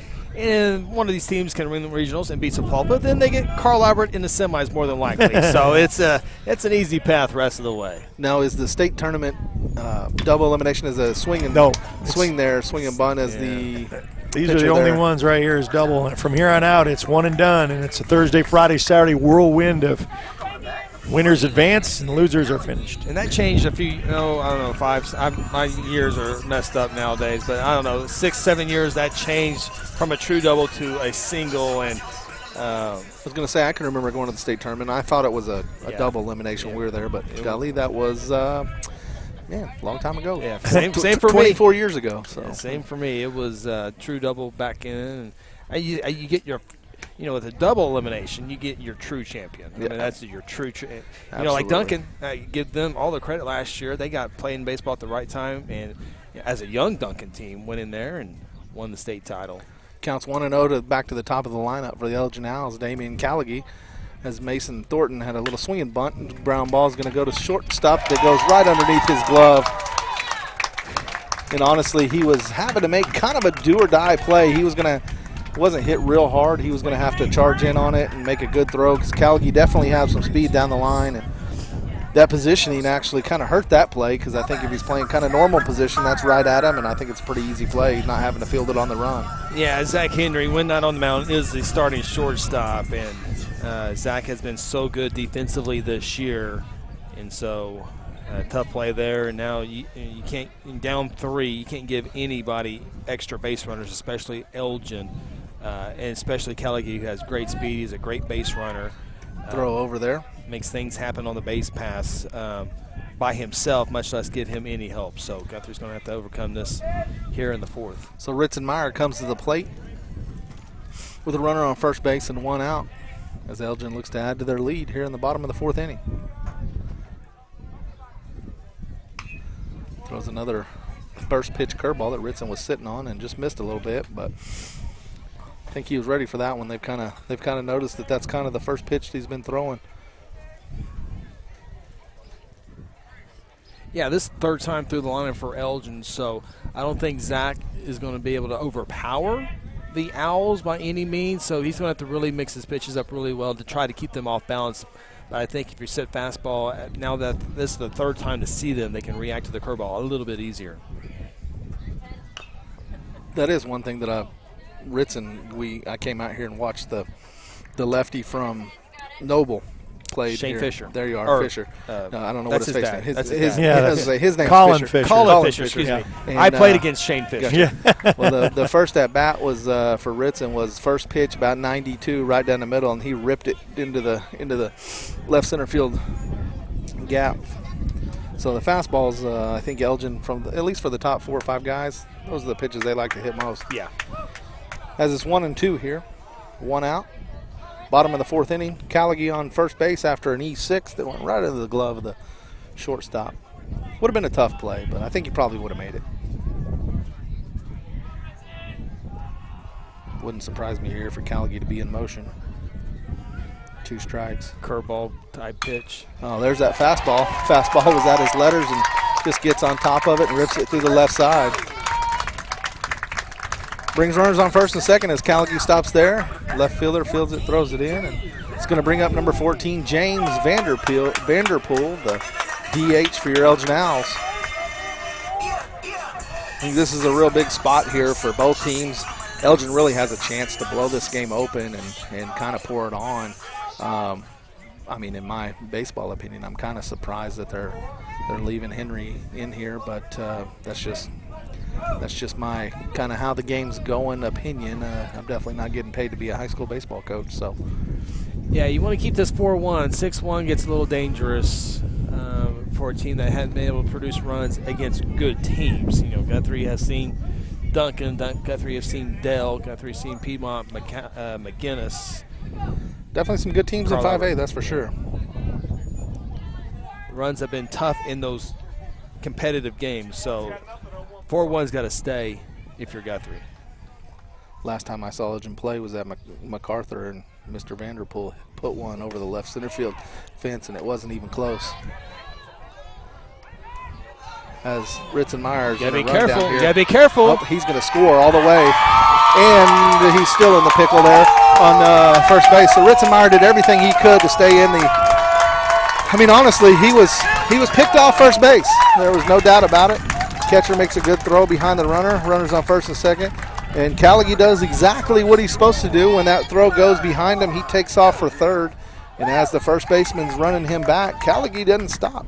And Coach Garrett just kind of sends him. I'm not even sure Coach Garrett sent him. Callaghy's pretty baseball smart. He might have just went. So I think Elgin, it's kind of that same thing. I mean, I think Elgin probably more happy with that than Guthrie is to trade a run for an out, because Elgin's just trying to extend that lead. Yeah, Elgin coach, I'm sure. What are you doing? Okay, yeah. You know what? All right. Yeah. A pass. And he tries to lean into that one, but doesn't quite get leaned in enough as that curveball kind of stings inside. It's 2-0 here to Vanderpool. So Myers going to get the caught stealing, but Callaghy gets the run scored as Myers able to stay in the rundown. Vanderpool's going to single through the left side there. And I'm going to be real honest, Chris, and I'm not, this is just me seeing the game, but he hadn't had super good control of that curveball, and they're getting good hitters counts and sitting on fastballs, and they're hitting them. Yeah, they're just not missing them. Yeah, no doubt. The third time to the lineup, fool me once, fool me twice, but you're not going to do it a third time. And so Zach now with his best stuff, he's going to have to grind to try to get this final out. 2 outs here in the third inning, 1-run home, runner on first. As that brings Jake Thomas, the 4-hole hitter for your Elgin Owls, as that ball just flat slips out of his hand. That's that leadoff curveball that was just an over-exaggerated slip. That ball hit the backstop in the air. And I think the humidity might have a little bit to do with that. There's definitely a little humidity right now. Might be putting a little bit of moisture on the baseball. Not trying to give him excuses, but I definitely think that could be an issue. It was a little different. Coach Bennett's going to come out. That might be it I think for Zach. It happened yesterday. I was watching Little Bedlam softball, and the OSU pitcher kind of threw it the same, but on the other side. I saw that same pitch. Of course, she was a lefty. Yeah. And so it came out the other way. And so not knowing how that game ended up today, do you know how the score ended up today? I have not. I'm an avid. He's going to call for a pitching change? Yeah, he's making a change here. Okay. What we'll do is we'll take a timeout because they'll switch pitchers and give them a little warm-up. We'll take another little quick break, and we'll be back to action. It is 5-1 Elgin in the fourth. We'll be back right after this on the Oklahoma Sports Network.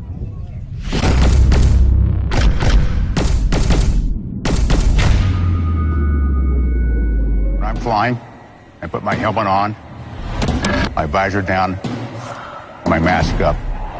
You don't know who I am. Whether I'm African American, Asian American, Hispanic, white, male or female. You just know I'm an American Airman kicking your butt.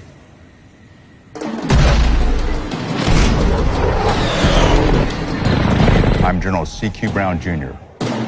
Come join us. Sidelined by surgery, illness, injury? Valor Physical Therapy can help. At Valor PT, our skilled therapists create a rehabilitation program individualized for you, with education and encouragement each step of the way. Whether it's sports or the activities of life, let Valor get you back in the game. Start now at 405-265-6449. No referral needed. Mention Oklahoma Sports Network and get a free t-shirt at your first appointment. When it comes to your home, you need someone that you can trust to keep it safe and protected for you and your family. Vesta Foundation Solutions is your local, family-owned company that has helped many homeowners fix and protect their homes. Our engineered solutions can take care of all of your foundation repair, basement waterproofing, concrete leveling, and dirt crawl space repair needs. We take pride in getting the job done right, and you'll always be protected with up to a 75-year warranty. Contact us today for a free estimate. We come from different backgrounds, with diverse interests and unique learning styles. Finding classes that fit your individual needs isn't a challenge at Cameron University. A small campus and dedicated faculty ensures there's always someone close by to guide you on your journey.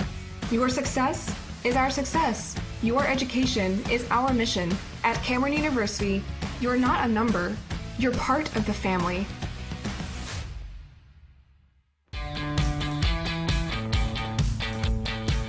Goodbye, paperwork. Hello, convenience.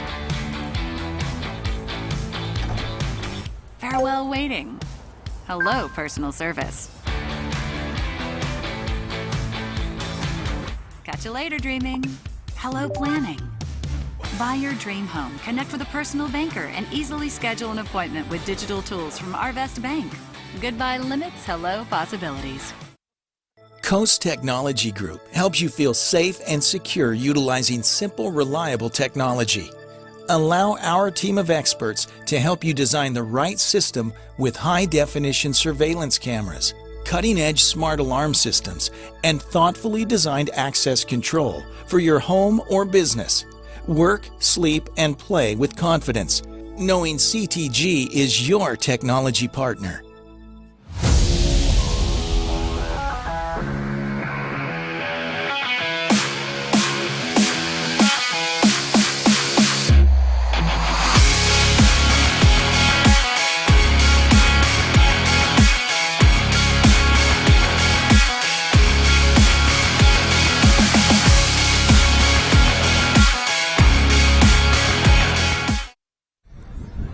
And we're back here as we make a pitching change. Number 10, Luke Hubbard, comes in for the Guthrie Bulldogs. And as Chris was saying, it's kind of the 1A, or I'm sorry, Blue Jays. Okay. I'm sorry. It's a long you day. You said Altus Bulldogs earlier, got me. So he'll come into a 1-0 count here to Jake Thomas with 2 outs in the bottom of the 4th inning as the Blue Jays look to stop the bleeding.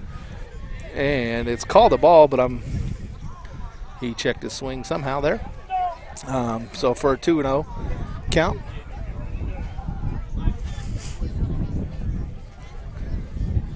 And as Chris was telling us earlier, this is kind of a 1A, 1B for their pitcher. So this is their 1B that they're going to bring in. You got to kind of pull out all your stops and try to hold this game where it's at so you can score some runs. No doubt about that. And I think that the umpire knew he kind of missed that swing call there on that last one and calls that one a strike because that's lower than most of the ones he's been calling balls all day. And you know what? It's part of the game. I agree. As an umpire, I don't want to miss 2 pitches, though. So I want to get every pitch right, but I don't want to miss that's one. a curveball that's hit, it looks like, in the air to center field. Center fielder's running in. He'll make the catch, an F8 for Jake Thomas to make the 3rd out of the inning as the Elgin Owls score 1 run in the inning to extend their lead to 5-1 after 4 innings. As we'll go to break here in between the 4th and 5th inning on the Oklahoma Sports Network.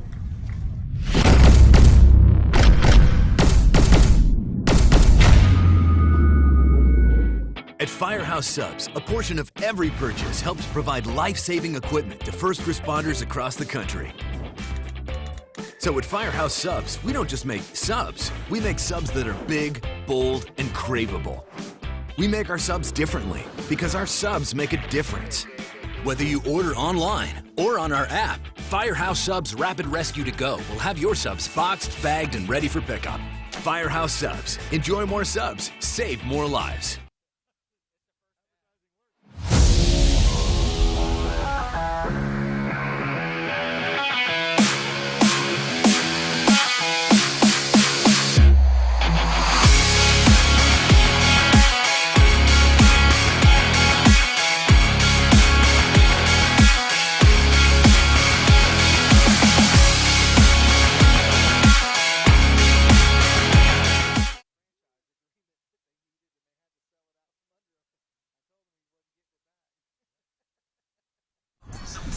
And we're back here at Elgin Owl Field in Elgin, Oklahoma with the regional final as your Elgin Owls are winning 5-1 going into the top of the 5th inning as they'll look to get the final 9 outs without allowing the Blue Jays to score the 4 runs needed to tie if they aren't able to score any more. So Ritzenmeyer, man, he's been pretty good on the mound. The only inning that kind of got him was that 2nd inning where he lead off single and then actually – looking at the wrong scorecard there. That's exactly how it happened too. He had the leadoff single, and then it was that it was really an E1 on the throw on the pickoff move that allowed that runner to get to 3rd with no outs, and Guthrie was able to push that run across. Other than that, he's been pretty stout, allowing only 2 hits, and I had Coach Garrett send me the box scores from yesterday's games, and between the 2 pitchers yesterday, they only allowed 1 hit through those 7 innings that they played, or I don't know if the Southeast game was a run rule or not. I know it was a big score. Was, yeah. I didn't know if run rules happened in the regionals or not. Oh, yeah. 10 after 5. As he starts off there with strike 1 to the... Should be the 8th spot. Yeah, the 8th spot there, Rainwater. Sorry, it took me just a second to read my own handwriting. As I was looking for number 4 on my scorecard. 1-1. Jay's 0 for 1 today as Meyer delivers pitch number 65, so he's in good shape as far as pitches are concerned. There's that pitch that's Meyer hadn't gotten away with that one very often. The Blue Jays been doing a pretty good job taking that one all day, but pitch up at the eyes or up at the letters, whatever you want to call it, as he swings through it. Counts 1-2. It's one thing I was telling you earlier. Ritson kind of likes to work quickly, and when he's in a rhythm of working quickly, he does it. Throws the ball in the dirt there as he swings. Curveball in the dirt. Great job blocking it there by Jake Thomas. Completely out to first base for the strikeout. Swinging strikeout there for Ritzenmeyer. It's interesting as I've been doing a lot of Elgin homework as far as the town and all that stuff. I was like, the town is like 5,000. Guthrie's 11,000, but they're in the same class. The school districts are so big now. There's a fly ball. It looks like it's to right field. As he comes in on it, he's going to be able to make the run and catch in. The umpire got right in my way. I couldn't see exactly if he had to run in for it or if he camped under it, but the second out on the first pitch there, and as you're trying to work back into it in your 9-hole, that's maybe not the smartest move. Swing at that first pitch. You might want to try to work a count. These guys are, they're still learning, and they're still teenagers. So Meyer trying to go not only 1, 2, 3 for the 3rd time, but another for the 3rd time would be another quick 1, 2, 3. That first inning was fairly quick as well. You're correct. Leadoff hitter here for the Guthrie Blue Jays. And he has a chance here. Callagy's going to run in, makes a good play, double clutches, and he's going to be safe, which is what I thought the call was going to be, but wanted to make sure I was right. I think if he doesn't double clutch, I think he's got him. Still going to be a real close play as you got your leadoff batter for Guthrie, who looks definitely like he's got some speed. He definitely does. Willie gets down the line fast, but, man, that just tells you just the smallest hesitation in baseball. That's Kelly. He came in and filled it cleanly. Yeah. Did double pump, but, man, he came in and he made a good play. Sure did. Just didn't have that grip on the ball that he needed to make that strong throw across the diamond. And Ritson, he had him picked off. If Tataneppa, he just was trying to make that quick tag, and, hey, what you have to do, so nobody's faulting him, but goes to make that quick tag and kind of swipes the ball away from himself. Give Willie credit, getting down the first base line as fast as he can, down 5-1. It's absolutely. hustled and paid off for him. Absolutely. First pitch in there for a strike. 0-1, runner on first, 2 outs here in the top of the 5th inning. Meyer's still looking to have a quick inning here if he can get this guy. May not be a clean 1-2-3, but like I say, I'm giving that a base hit, so 1 hit inning here. I'd go hit as well, no doubt. So it's the number 2 hole for the Guthrie Blue Jays. Same high fastball that Tadanipa likes to do. He gives that quick pump fake back, and Meyer acts like he kind of fields it and walks towards second base without hitting the dirt and hoping that he'll step off and be able to tag him out. Hadn't seen it work, but they definitely like to play the trick.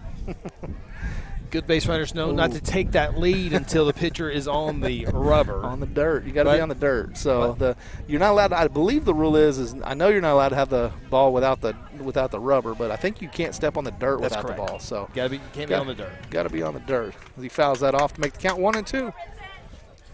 But for all safety measures, if you're that first base, if you're on first, you don't take your lead until they get on that rubber. 100%.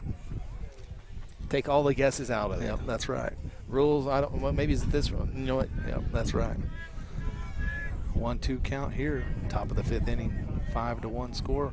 Elgin now is leading the Blue Jays. Ritson kind of gives the courtesy throw over on that one. That was not the get him out throw, but I think they're thinking along the right lines. It looks like your leadoff hitter has some speed and is probably going to be moving with the pitch, but he does not. Ground ball to the shortstop. Another great handsy play, and Nakona comes off the bag to knock the ball down, or really to scoop the ball or field the long hop. I mean, another tough play. It was a tough play. I'm going hit. I think I'm going hit too. If you had my opinion does not matter, but I would go hit. Just kind of 2 CNI ground balls, as the scorekeeper gives it a hit as well. Really, the first one wasn't a C9 ground ball, just a slow roller that he wasn't able to quite get across on the speedy runner.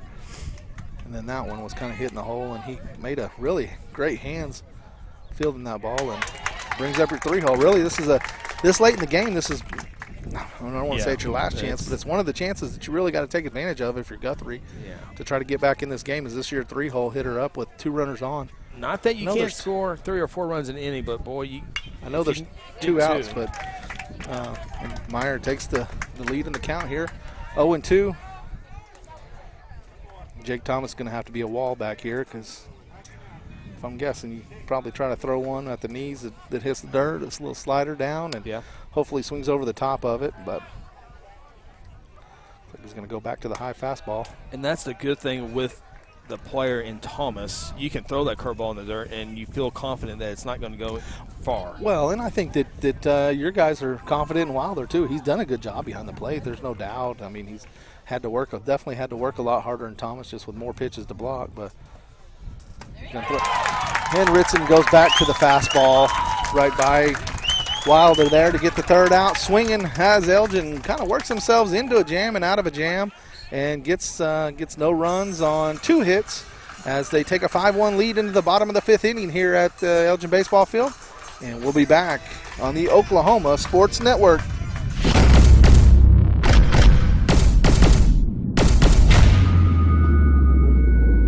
Aw, look, how sad. Everybody but you has a debit card, and they're all out having fun, shopping, dining, feeling good. And here you are with crumpled cash and counting change. Not a good look, pal. Sounds like your wallet needs a friend. That friend is a PayMe debit card from Communication Federal Credit Union. Use your free PayMe card in apps, in stores, and anywhere you shop. You're good to go. Come into any branch and open your account in as little as 10 minutes or go to comfedcu.org. Communication Federal.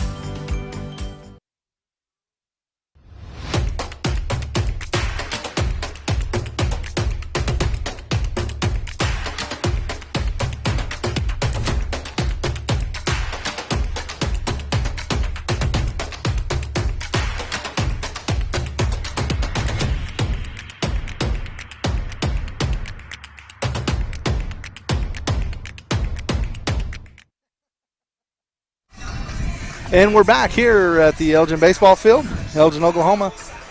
as the Elgin Owls look to extend their lead in the bottom of the 5th inning, as they'll bring to the plate Trace Laura, the 5-hole hitter. Third baseman for the Elgin Owls. Quarterback on the football field, third baseman on the baseball field, and I believe he's a starting basketball player, I think that's correct. Don't hold me to that, but all-around athlete, as a lot of these guys are for Elgin, as a lot of these guys are in high school, you know. Oh, yeah. I know said Guthrie, I've almost the entire starting is on the football team. Well, there's so much talk at these young ages that, you know, you're trying to, especially baseball, you're trying to play fall baseball and spring baseball and winter baseball and summer baseball, and they almost never get a break. And then you come to these games and you see guys like Trace Laura and Ritzenmeyer and, Brody Morrison, those guys that are playing 2 sports and they're good at it. And just as Chris was telling us about the folks on the Guthrie side that are playing football, and Wilder, as he makes his throw down there to second base, he says the halfback of the football team. And those are the guys that you see definitely standing out. So coming back for your Elgin Owls, number 12, Trace Laura. It's one of those deals, like Guthrie, like Elgin. All your great football players have to be good at basketball. They have to be good at baseball. You kind of share the same athletes where, your Jinx and Wassos, they still have those dual sport athletes, but there's some specialty players going on.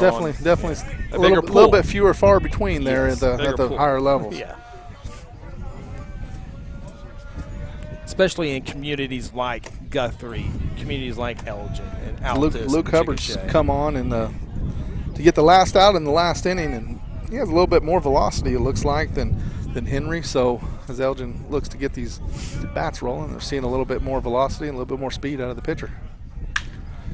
Fastball grounded to shortstop. And he makes a high throw, and he's able to make the tag. Good job there of getting rid of the ball quickly for Henry. The throw was high, but Owen Wilder, the brother of Carson Wilder, the catcher, was able to go up and apply the tag. That's the starting pitcher there at shortstop. So don't get away from having to throw the baseball and make plays. It's kind of one of those baseball things is if you ever get down or you think you're not going to get another chance, you definitely just got to wait a pitch or two, and it's coming back at you. Mm-hmm. Starts him off with a curveball, or I think it's actually more of a slider. It looks like a little slide action than it is a 12-6 breaker. For a strike, 0-1, 1 out. Bottom of the 5th inning. Another one, back-to-back there. Fouled it up, and it's out of play as it bounces off the top of the dugout. Brings the count to 0-2. When I popped on Facebook earlier today, Elgin school board member there, Shane Burke, had a post and said, showed a picture. He has an auto glass company and showed a picture of a busted windshield of one of his friends, and he said, if this is what it takes for Elgin to get to the state tournament, we'll take it. I took a picture of it yesterday. That's good. As Tatanepa takes a strike 3. It sounded. I mean, that's bad, but it sounded really bad too. That's why I parked at Wichita Insurance today. Quick 2 outs there for Luke Hubbard as he first one 6-3 there, and then a 3-pitch strikeout for Tatanepa. That brings up Case Clemens, one of the 2 lefties in the lineup for the Elgin Owls. Playing right field today. Altus had 1 lefty. Guthrie had 1 at bat, a pinch hit lefty, but mostly right side.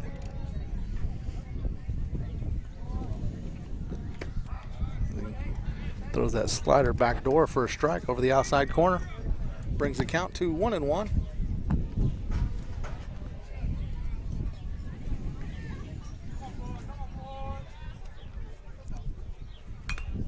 Fouled off. I know you guys interested in this one. Sterling defeats Canute 7-3. Sterling did end up beating Canute, which was, I was told that was the semifinal game, so that'll put Sterling in the finals of, is that Class A?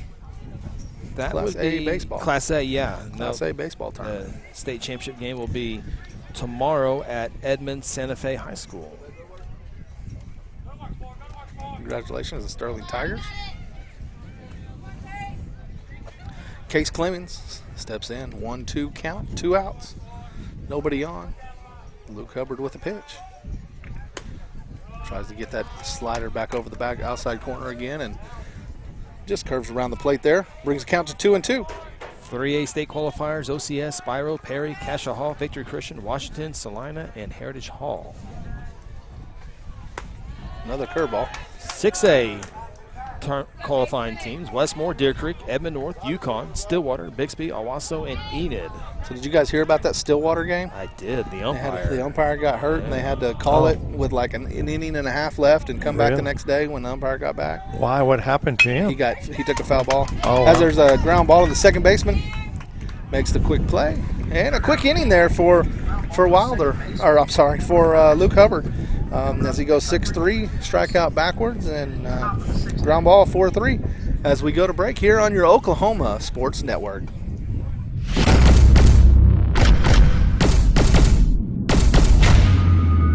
Feet. We use them every day. Working, playing, and usually taking them for granted. If your feet hurt, see the professionals at Southwest Foot and Ankle Clinic. They've been serving Southwest Oklahoma for the past 36 years, providing the highest quality care and combining the latest technology with old-fashioned Oklahoma compassion. With 3 locations to serve you: Lawton, Duncan, and Altus. Call today or visit us online at swokfoot.com.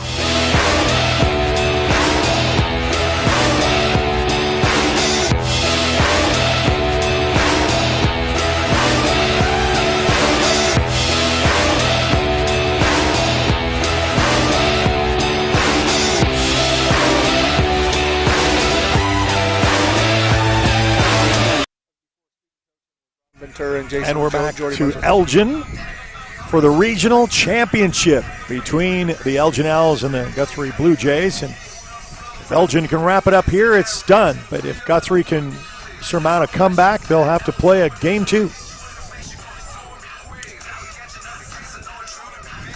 That's why game 3 of the regional is always the most important game, because that puts you what they call the driver's seat, where Elgin's right now, where they have to be beaten twice in the same day. And very rarely do you see a team have to win. Very rarely do you see a team play 3 games in the same day, much less to have to play 3 games in a regional. Now, weather had something to do with that, but you do have to play that. But to ask for a team to win 3 games in one day in a regional is a tough deal. But, Guthrie put themselves in that situation where, they had their top 2 pitchers, and it's still not over yet. But well, and honestly, the pitching situation actually worked out as well as it could have for him, because that game 1, which you always try to get through game 1 without your number 1 guy, but then Guthrie tried to do it without their. But I don't think it didn't look like the pitching was what did it for him. It was a 1-0 game. Correct. You got to score a run, and they didn't score. There's a good hit ball that's going to get in the gap for Henry, the starting pitcher. He's going to get to second base, standing up for a stand-up double to lead off the 6th inning. Yeah, and he's trying to pump his guys up, and that's a way to do it. You hit it in the gap. Yeah, it's a good way to start. That's his last at bat. He's going out on a big way. I think he's 3 for 3 today. He is. He's had 2 singles and now a double. Yeah. And honestly, if you're Meyer here, you just got to kind of wash that. You got a 4-run lead. If that guy scores, you still got 6 outs to get here. So if something happens and he scores and it's 5-2 going in with 3 outs, you'll take that any day of the week. So just need to really bear down, focus on the hitter, and get the outs here, and not worry about if they score that run or not. It's not as important as it seems at the moment. Yeah, that's why that insurance run back in the 4th. They're all insurance runs, but that added run. That's a ball hit hard at the third baseman. He hits that drop step, and he's going to get the runner in from second to third in a pickle here, or in a rundown, and they're able to make the play. And the good thing about that for Elgin, and kind of not good thing for Guthrie, is he gets in the rundown, and Elgin's able to get him out, but they're also able to keep that other runner on first base. So they trade an out for a runner on first instead of an out for a runner on third or second or whatever it was. So if he comes across and throws that across the diamond, he probably gets him, but the runner's either on second or third. And So it was a good play by Trace Laura there on third base. It was a good play. Guthrie, a few miscues on the base pass today, and when you're down 5-1 late in the game, you got to be cautious back going the safe way, not cautious the aggressive way. Yeah, and that's the thing there you look at, and just from the, hindsight's always 20/20, but when that ball's hit to the left side, your first move's got to be back to the bag so that you got, at worst, you got one out, still runner on second instead of one out, runner on first. Yeah, if you heard it 1,000 times from your third base coach, anything behind you come, anything in front of you, see it through. Yeah, exactly. And I know, Coach. And honestly, there was a chance that ball was going to get seen through. I mean, Trace made a drop step, and it was a tough hop, and he made a good play on it. He did. So counts 2-1 here to DeMont. Is it DeMont or Dement? You had it right the first time. Dement. Yeah. So I know he had a couple failed bunt attempts that we talked about earlier in the game, but getting a swing away here, down 4 runs. You got to string a few hits together, get back in this thing.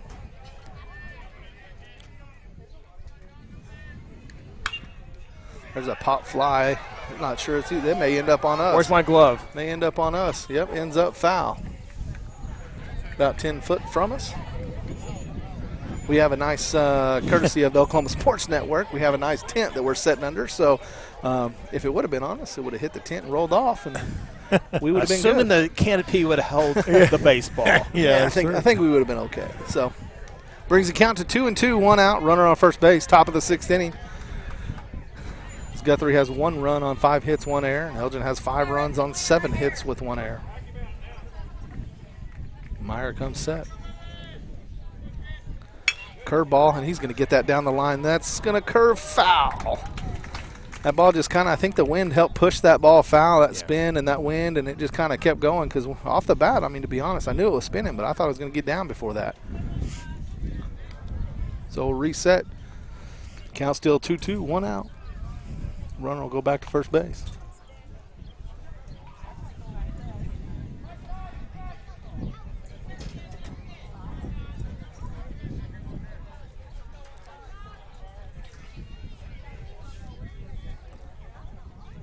And he's able to throw the fastball. That upper tier fastball that Meyer's been, that one wasn't quite as high as the ones they've been taking, but he's able to get it by Dement there. He's had a tough day at the plate for Dement, some failed bunt attempts, and I mean, you hate that for the kids, but as an Elgin fan, you'll take it. Here's one of the bright spots today for the Blue Jays offensively. Eli Plagg. He's hit the ball hard. He had a base hit back in the 2nd inning, a double, and then he was the one who had a couple runners on, 2 runners on in the 4th inning, and hit a screaming ball right at the second baseman. He stepped on it and able to pick it out of the dirt. First pitch in there, first strike.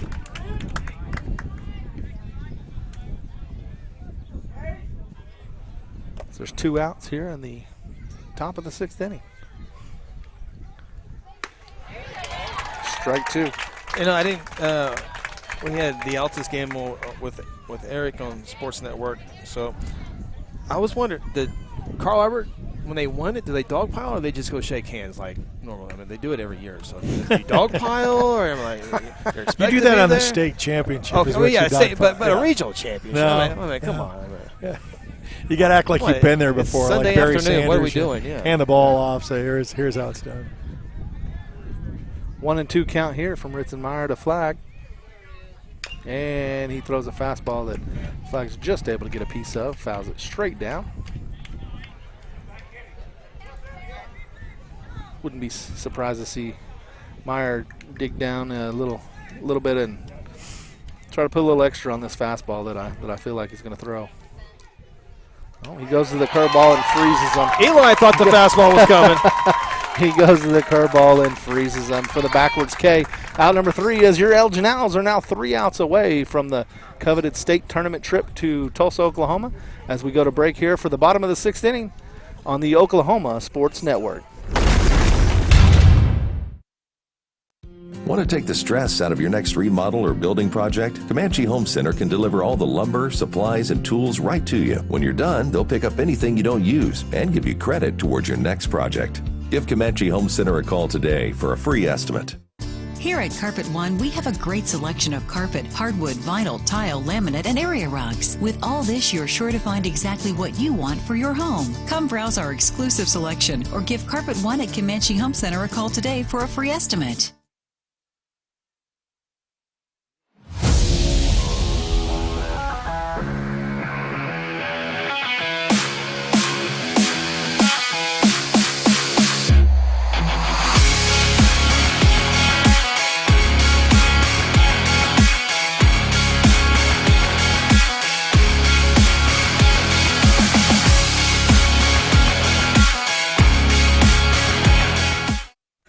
And we were back here at Elgin Baseball Field as the state regional tournament here in Elgin, Oklahoma, and we were just commenting about how the music's got a little louder, and you can kind of feel the Elgin fans start to sense it. The 3 outs away, and really and truly, I mean, this is they have their core couple seniors that are big parts of this team for Elgin, but really a young team. I think that they thought they're maybe a year early from what they really expected, but that's just, people talking and me talking to a few folks. But they definitely got, they're starting 4 freshmen. Then they have a couple sophomores, or let me rephrase that, 4 freshmen getting a lot of playing time, and they've got 2 starting today, and then anyways, a couple sophomores, so they're excited. And you can kind of sense it. You can kind of feel it right now. So Grady Thomas steps in, the 8-hole hitter, as we got 8-9-1 coming up. The bottom of the 6th inning as that ball is thrown to the backstop. I was waiting for it to land. I didn't know where it went. It just took a while. It hit the brick and went way high. And as they throw that ball out, it looked like it probably got a cut on the brick. So 1-0. Grady Thomas looks to lead off, and Elgin looks to put a couple insurance runs on here before they go out and try to get the final 3 outs. Elgin 6 state championships for their entire athletic department. 1 state baseball title. That was back in 2018. We see the banner out there underneath the scoreboard, 2018. And the last state championship was just a few months ago as the wrestling dual. Yeah. Dual state champions for the wrestling team, which was a really big deal. Cody's the head coach for the Elgin Owls. Is definitely a buddy of mine and coaches my little one in some football and in wrestling as well, and so congratulations to them on that, and I'm sure he's rooting on these Elgin Owl baseball folks as well. As Grady Thomas takes a 4-pitch walk, and really and truly none of them were real close. So now coming up to bat, number 2, Mason Thornton, 9-hole. You kind of look to see how Elgin plays this. Mason can handle the bat a little bit. Definitely could get down a bunt. You look to put this out of Grand Slam range and get that kind of that coveted 5-run lead. I think that's probably what you might play for. And if you're Guthrie, do you get I don't want to say upset, but is that an unwritten rule, bunting when you're up 4 runs? And no, I don't know. No, heck no. It's a regional championship. You're scoring when you can. So, first pitch in there for a strike. I guarantee you, he's turned the rows around. Guthrie's trying to score 10 more runs. So it's you don't take any chances in regionals and state in playoff. Regular season, I'm still regardless. Points and all that good stuff. So as he squares and tries to look more like a drag bunt, he's probably trying to get it down the first baseline, pull it with him a little bit. But 0-2 now, he'll be swinging away. Right now, the 4-run lead is great, quote unquote, not a save opportunity as baseball looks at, but you got the 4 runs, still 1 swing of the bat can tie the baseball game. You get the bases loaded in 1 swing. Where get that 5-run lead, it's a little bit better where they have to score at least 1 before 1 swing can tie the baseball game. Throw over there, 0-2 to Mason Thornton, 9-hole hitter for the Owls, bottom of the 6th inning. Little step there. Little premature secondary lead there for Grady Thomas. The pitcher saw it out of the corner of his eye. Snap throws over, and Thomas is able to get back. Thomas, one of those guys, he's a sophomore. You got a sophomore on first. Freshman at the plate, and there's going to be a base hit as he just takes that one the other way, and doesn't try to do too much with it. You know, he just short to it, quick, right over the third base head for a single for Mason Thornton. Credit to the bottom of the lineup. Bottom of the lineup, setting the table for the top here for Callagee to really, like I say, bust that game past his 4 runs and really break this game open for the Elgin Owls. Henry will move over closer to third base, a shortstop. Callagee got a single right where Henry's at now. Then he grinded out to Calvert at that spot. I think, yeah, in the second inning they played this same kind of lineup here, and the shortstop played over in the hole, and he went to third base to get the out. So I think that might be the play if he has to go that way.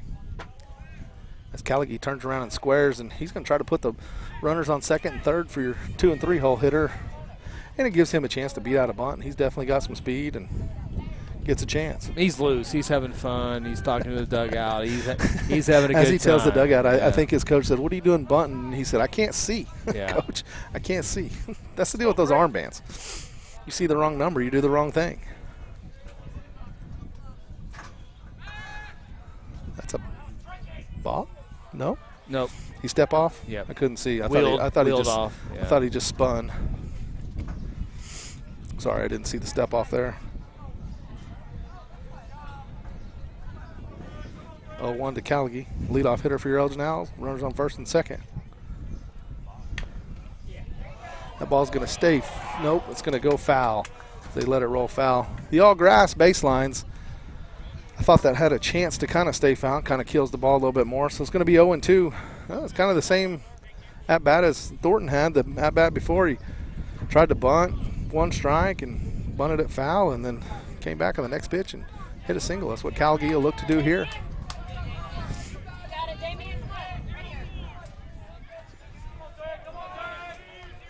Callagee sporting the Jordan cleats, which is the new cool thing to do, as my son's already asked for some. Good thing his foot's not big enough yet. Christmas is a little ways off yet.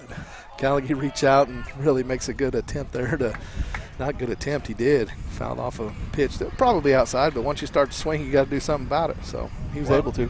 I've been to Elgin Saturday and Sunday. I'm not scheduled to come back tomorrow, and I can't wait till the new facility comes in. Next time I come to Elgin, I want a press box so Eric is a lot more comfortable setup when we come back to Elgin. And then I want the first base side to have a bullpen. Yeah. I fully expect that. I tease because all the facilities here are tremendous in Elgin. I can only imagine what the baseball and softball is. From my understanding, they're going to do an all-turf field, both softball and baseball, 2 separate fields. They'll kind of share softball first base line, or softball first base line, and baseball third base line will kind of be run the same way. And then there'll be as the ball is popped up there on the infield, somebody's going to make a play. It looks like it's going to be the third baseman camps under it to make the out. Callagee is trying to just fight off with 2 strikes. Pops up there. Actually, it's the infield fly rule that they ended up calling, but he caught the ball anyway. So 1 out. Still runners on first and second.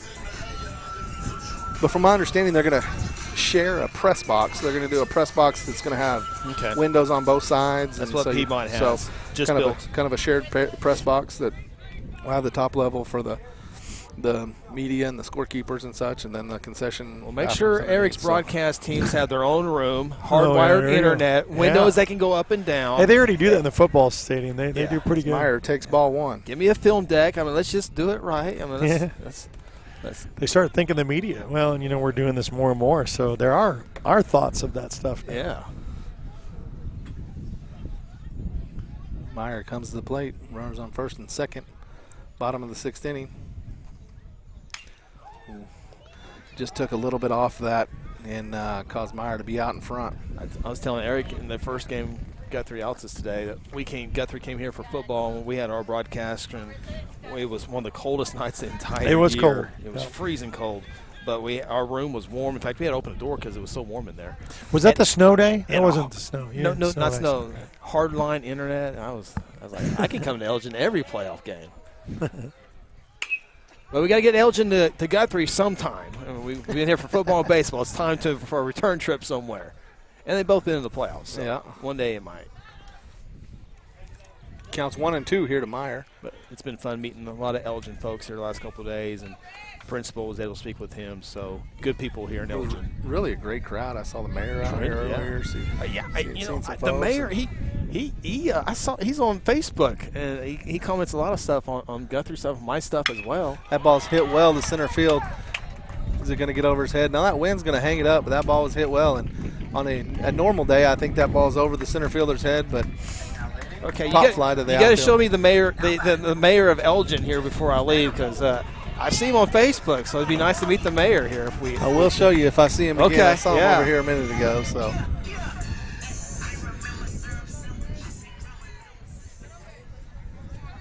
Let him know I had some sales tax dollars while I was here. He got me a sandwich and a drink. So Luke Hubbard kind of worked himself into a pickle at the bottom of the lineup, but the top of the lineup here, he's been able to navigate through so far as he looks to get out of this jam without giving up a run after allowing the first two guys, the 8-hole and 9-hole, to get on base.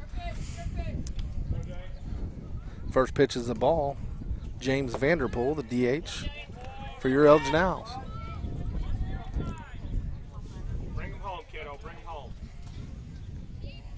Looking for a base hit here to get that one insurance run to get it out of Grand Slam range. Oh, he's picked off. Oh. So you're going to have to correct me after this in a second. But he did an inside move, never came off the rubber, and didn't throw to second base. Is that not a balk? No, making a move on a runner. Okay. Made a move on a runner. Okay. Yep. That's fine. I was just trying to get clarification. I'm not to that age yet. As their coach is telling him, I think he just told them, you better throw that ball to second base. yeah. As long as you're making a move toward the the one thing, as we go to we'll talk about that when we come back on the Oklahoma Sports Network as the Elgin Owls look to get the final 3 outs and punch their ticket to the state tournament.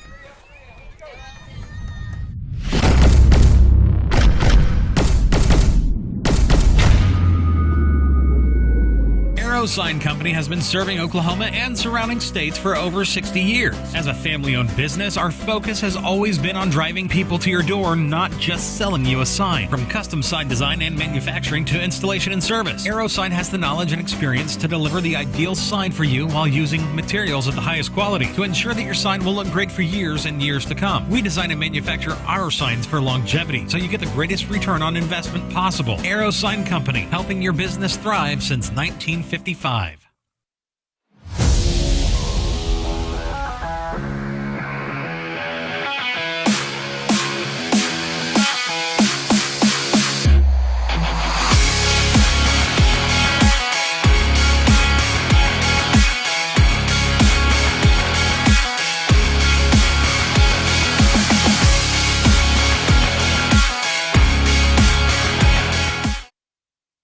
And we're back here as the Elgin Owls and look to get the final 3 outs to make the state tournament for 5A, Class 5A. And Ritson Myers looking to go to the complete game here. Looks like he's thrown 92 pitches, so right kind of at that last inning of work. But that's we're as Elgin fans, I know we're here with Chris, who's a Guthrie guy, but that's what we're looking for. We're looking for these last 3 outs. Yeah, through the first 6 innings, you would certainly think 33 pitches would be enough. Yeah. As he starts off there with a foul ball. There's fans outside the gates. Yeah, they are. And they're back. Out. Yeah, I know. Yeah. They're in their tailgates. Tailgates. Yeah. Tough ticket. We took up some room. I feel kind of bad. Our little 10 by 10 square is good. The canopy's been big time today. No apologies there. As looks like we got a pinch hitter here for Piedmont, number 5. Yeah, this probably is help me out with the name. Kellen Herzl. He's a freshman. First pitch was a foul ball, and now it's 0-2 after the second pitch gets in there for a strike. 8-9-1 part of the lineup for the Jays. And he gets his hands inside that one, just gets a piece of it. Guthrie's played 4 freshmen throughout the year, 4 or 5 freshmen throughout the year, kind of like Elgin, a good mix of seniors and freshmen. 0-2. Pitch is up, but he's able to get a piece of it. Sure, yeah, he caught up to that one. Just flicked his hands at it. Guthrie has kind of that Georgia Bulldog G. On the helmet. I hadn't seen that. It hadn't been. I think this is the first lefty that Guthrie's put up there, so I hadn't been able to see the front of their helmets. Yep. Pitches upstairs. Grove has the G. Yeah. Guyman has the G like that. Green Bay has it. I think they copied Guthrie. They copied Guthrie. We're seeing some quick hands out of the freshman right here as he's fouled off a few pitches. It's kind of one of those things that we kind of talked about there is, you know, he hasn't really caught up to the fastball. So as Meyer goes, you just stick with it and try to get it by him, or do you get to that off speed? But that's going to speed his bat up. I'm going to go to something down low, down the dirt, change the eye level. There it is, and lays off. Good at bat going here for the freshman. 2-2. Top of the 7th inning, Elgin leading 5-1 as they're looking to punch their ticket to the 5A state tournament. Ooh, nice gets hit. his hands, got jammed in there a little bit of spin on that ball, and he's going to be safe. A lot of spin on that ball. Yeah. As a pitcher there, you get in on the hands and you do exactly what you're trying to do, and the second baseman really, I think he thought it was hit a little bit harder than it was, which as did I, and that ball hit the grass and just checked up. Looked like a 56 wedge, just little punch shot that you're trying to get to check up, and he got it to check up for the base hit and came real close to getting picked off there. Meyer does have a good move there. Yeah, if you're Guthrie, you take very small leads because 4 other guys got to score behind you. But if you're Guthrie, you try to extend these at-bats here because that was the 101st pitch. So he's got minimum at least 24 pitches left, and if you're Guthrie, it's a long way ahead, but you would like to see a second pitcher, and maybe he doesn't have his best stuff, and so it's a long haul, but that is that's the strategy. But if you're Meyer, you just throw fastballs down the middle, make Guthrie hit the ball. As it's 0-2, but he started off 0-2 on the first hitter, so he'll look to get the first out of the 7th inning right here. You think about these moments for these kids, you know, you're looking to punch your ticket to a state tournament and a freshman on the mound, and kind of one of the things we talked about is Ritson's been in some big moments with the 5A dual state that he was a part of, and there's a ball hit down the left field line, and I'm not going to be able to see. It looks like it's going foul, as it does. Foul ball, so it's still 1-2. But not only was he in that dual state championship, but he was able to win the individual state championship, so he's been in some big moments, so you would think that this moment wouldn't quite be too big for him. No, he's competed well all day long. It's just if a rule would get in his way. Is that the rule, 125 pitches? Max, yeah. So if the ball hits off of him? If you can just extend this. It's a long way. I'm just trying to be optimistic you're looking, for Guthrie. Yeah, you're looking at the Guthrie route there, and that's one route to do it. That's the route. I think if Guthrie is to make this comeback, you will definitely see a second pitcher for Elgin because I don't think he can give up 4 without throwing that many pitches. Yeah. As he goes to the slider and strikes out the second hitter for the Guthrie Blue Jays to get the first out for the Elgin Owls, as they're now 2 outs away from punching their ticket to the state tournament, which I'm not positive on this. I think it would be the first state tournament since they won the championship. Okay. Is that right? I think. Don't hold me to that. If I'm incorrect, somebody can let us know. But a 4-year drought.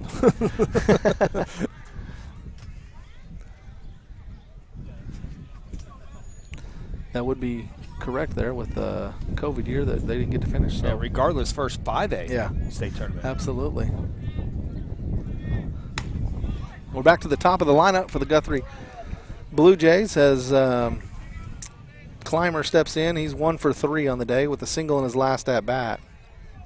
Grounded to short in the first, struck out in the third, and he fouls it off. Counts 1-1.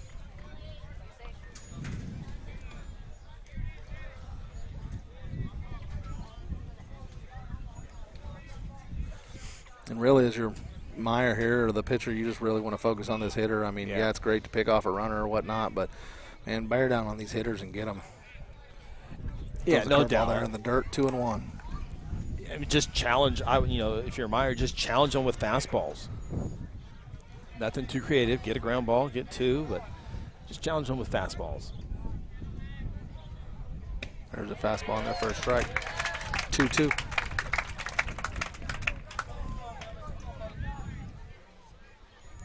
Elgin crowd's been quiet like they're expecting us. I mean, well, I think you can definitely, in between innings, they're pumping that music, and I think once we get to 2 strikes, they might get on their feet a little bit. But Full count here to the leadoff batter Clymer.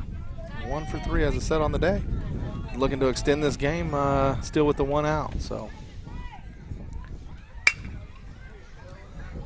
he's just going to take the out at first, which is what he needs to do. Kind of played that ball. I think he was thinking about going to second, but you got that leadoff runner. You're not going to double him off. You just, at this point in the game, you only need 2 outs. You're going to take that ball. You're going to step on first base. You're going to get that second out. Yep. Make that 1 out away from punching their ticket.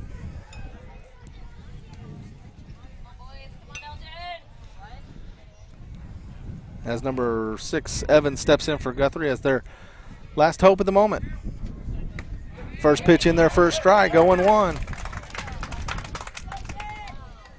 Runner on second, 2 outs. Elgin 5-1 here in the top of the 7th inning, looking to punch their ticket to the state tournament for 5A.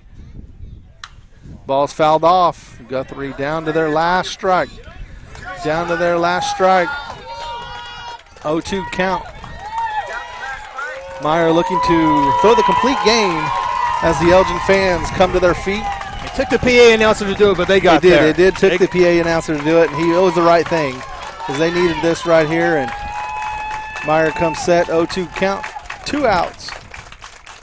And the pitch is really close.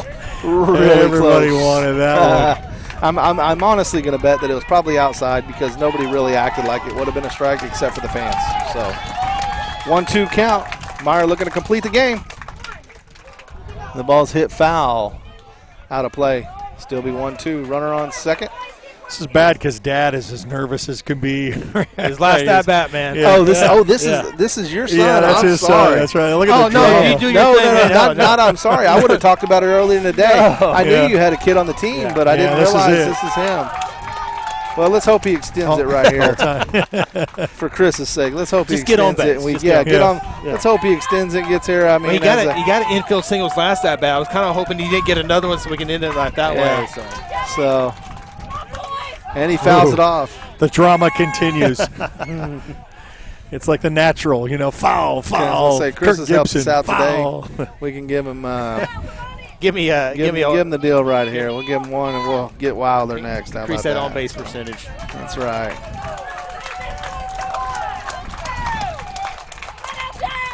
Ball's down again, 2-2. Really good at bat.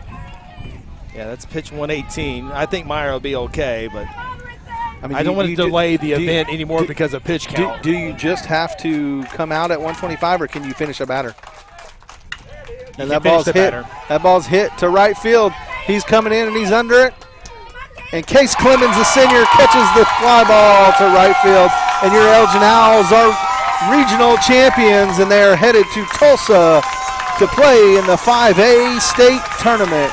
And Chris, I know it's tough to watch your son make that last out. Good. I mean, hey, whether it's good or not, it's tough, man. We really appreciate you being here. And I appreciate it. It's been fun. It's been fun. I appreciate you guys. Hey, congratulations to Elgin. They got a tough first round. All games are tough from here on. Yeah. Elgin's a good ball club, and we'll be cheering them on from Guthrie. Absolutely. So, as Meyer goes to complete game, he gives up 1 run on 6 hits, 1 error. Elgin ends up with 5 runs on 8 hits and 1 error as they punch their ticket. And they head to Tulsa for the state tournament in 5A. Wow, what a game. So Joe Absher, I want to thank you. I want to thank Chris for all of what he's done to make this happen. What a great afternoon. And, they got the games in when it rained, and it was supposed to be Thursday, Friday, Saturday. Made it happen with a Saturday, Sunday, and hopefully Sunday afternoon. Congratulations to Carl Albert Titans beating Duncan earlier to punch their ticket to state. Unfortunately, Altus' season came to the end after the 10-game winning streak against Guthrie, and then Guthrie went on and then losing here to Elgin. 5-1 is your final here at Elgin. You've been watching a presentation of the Oklahoma Sports Network.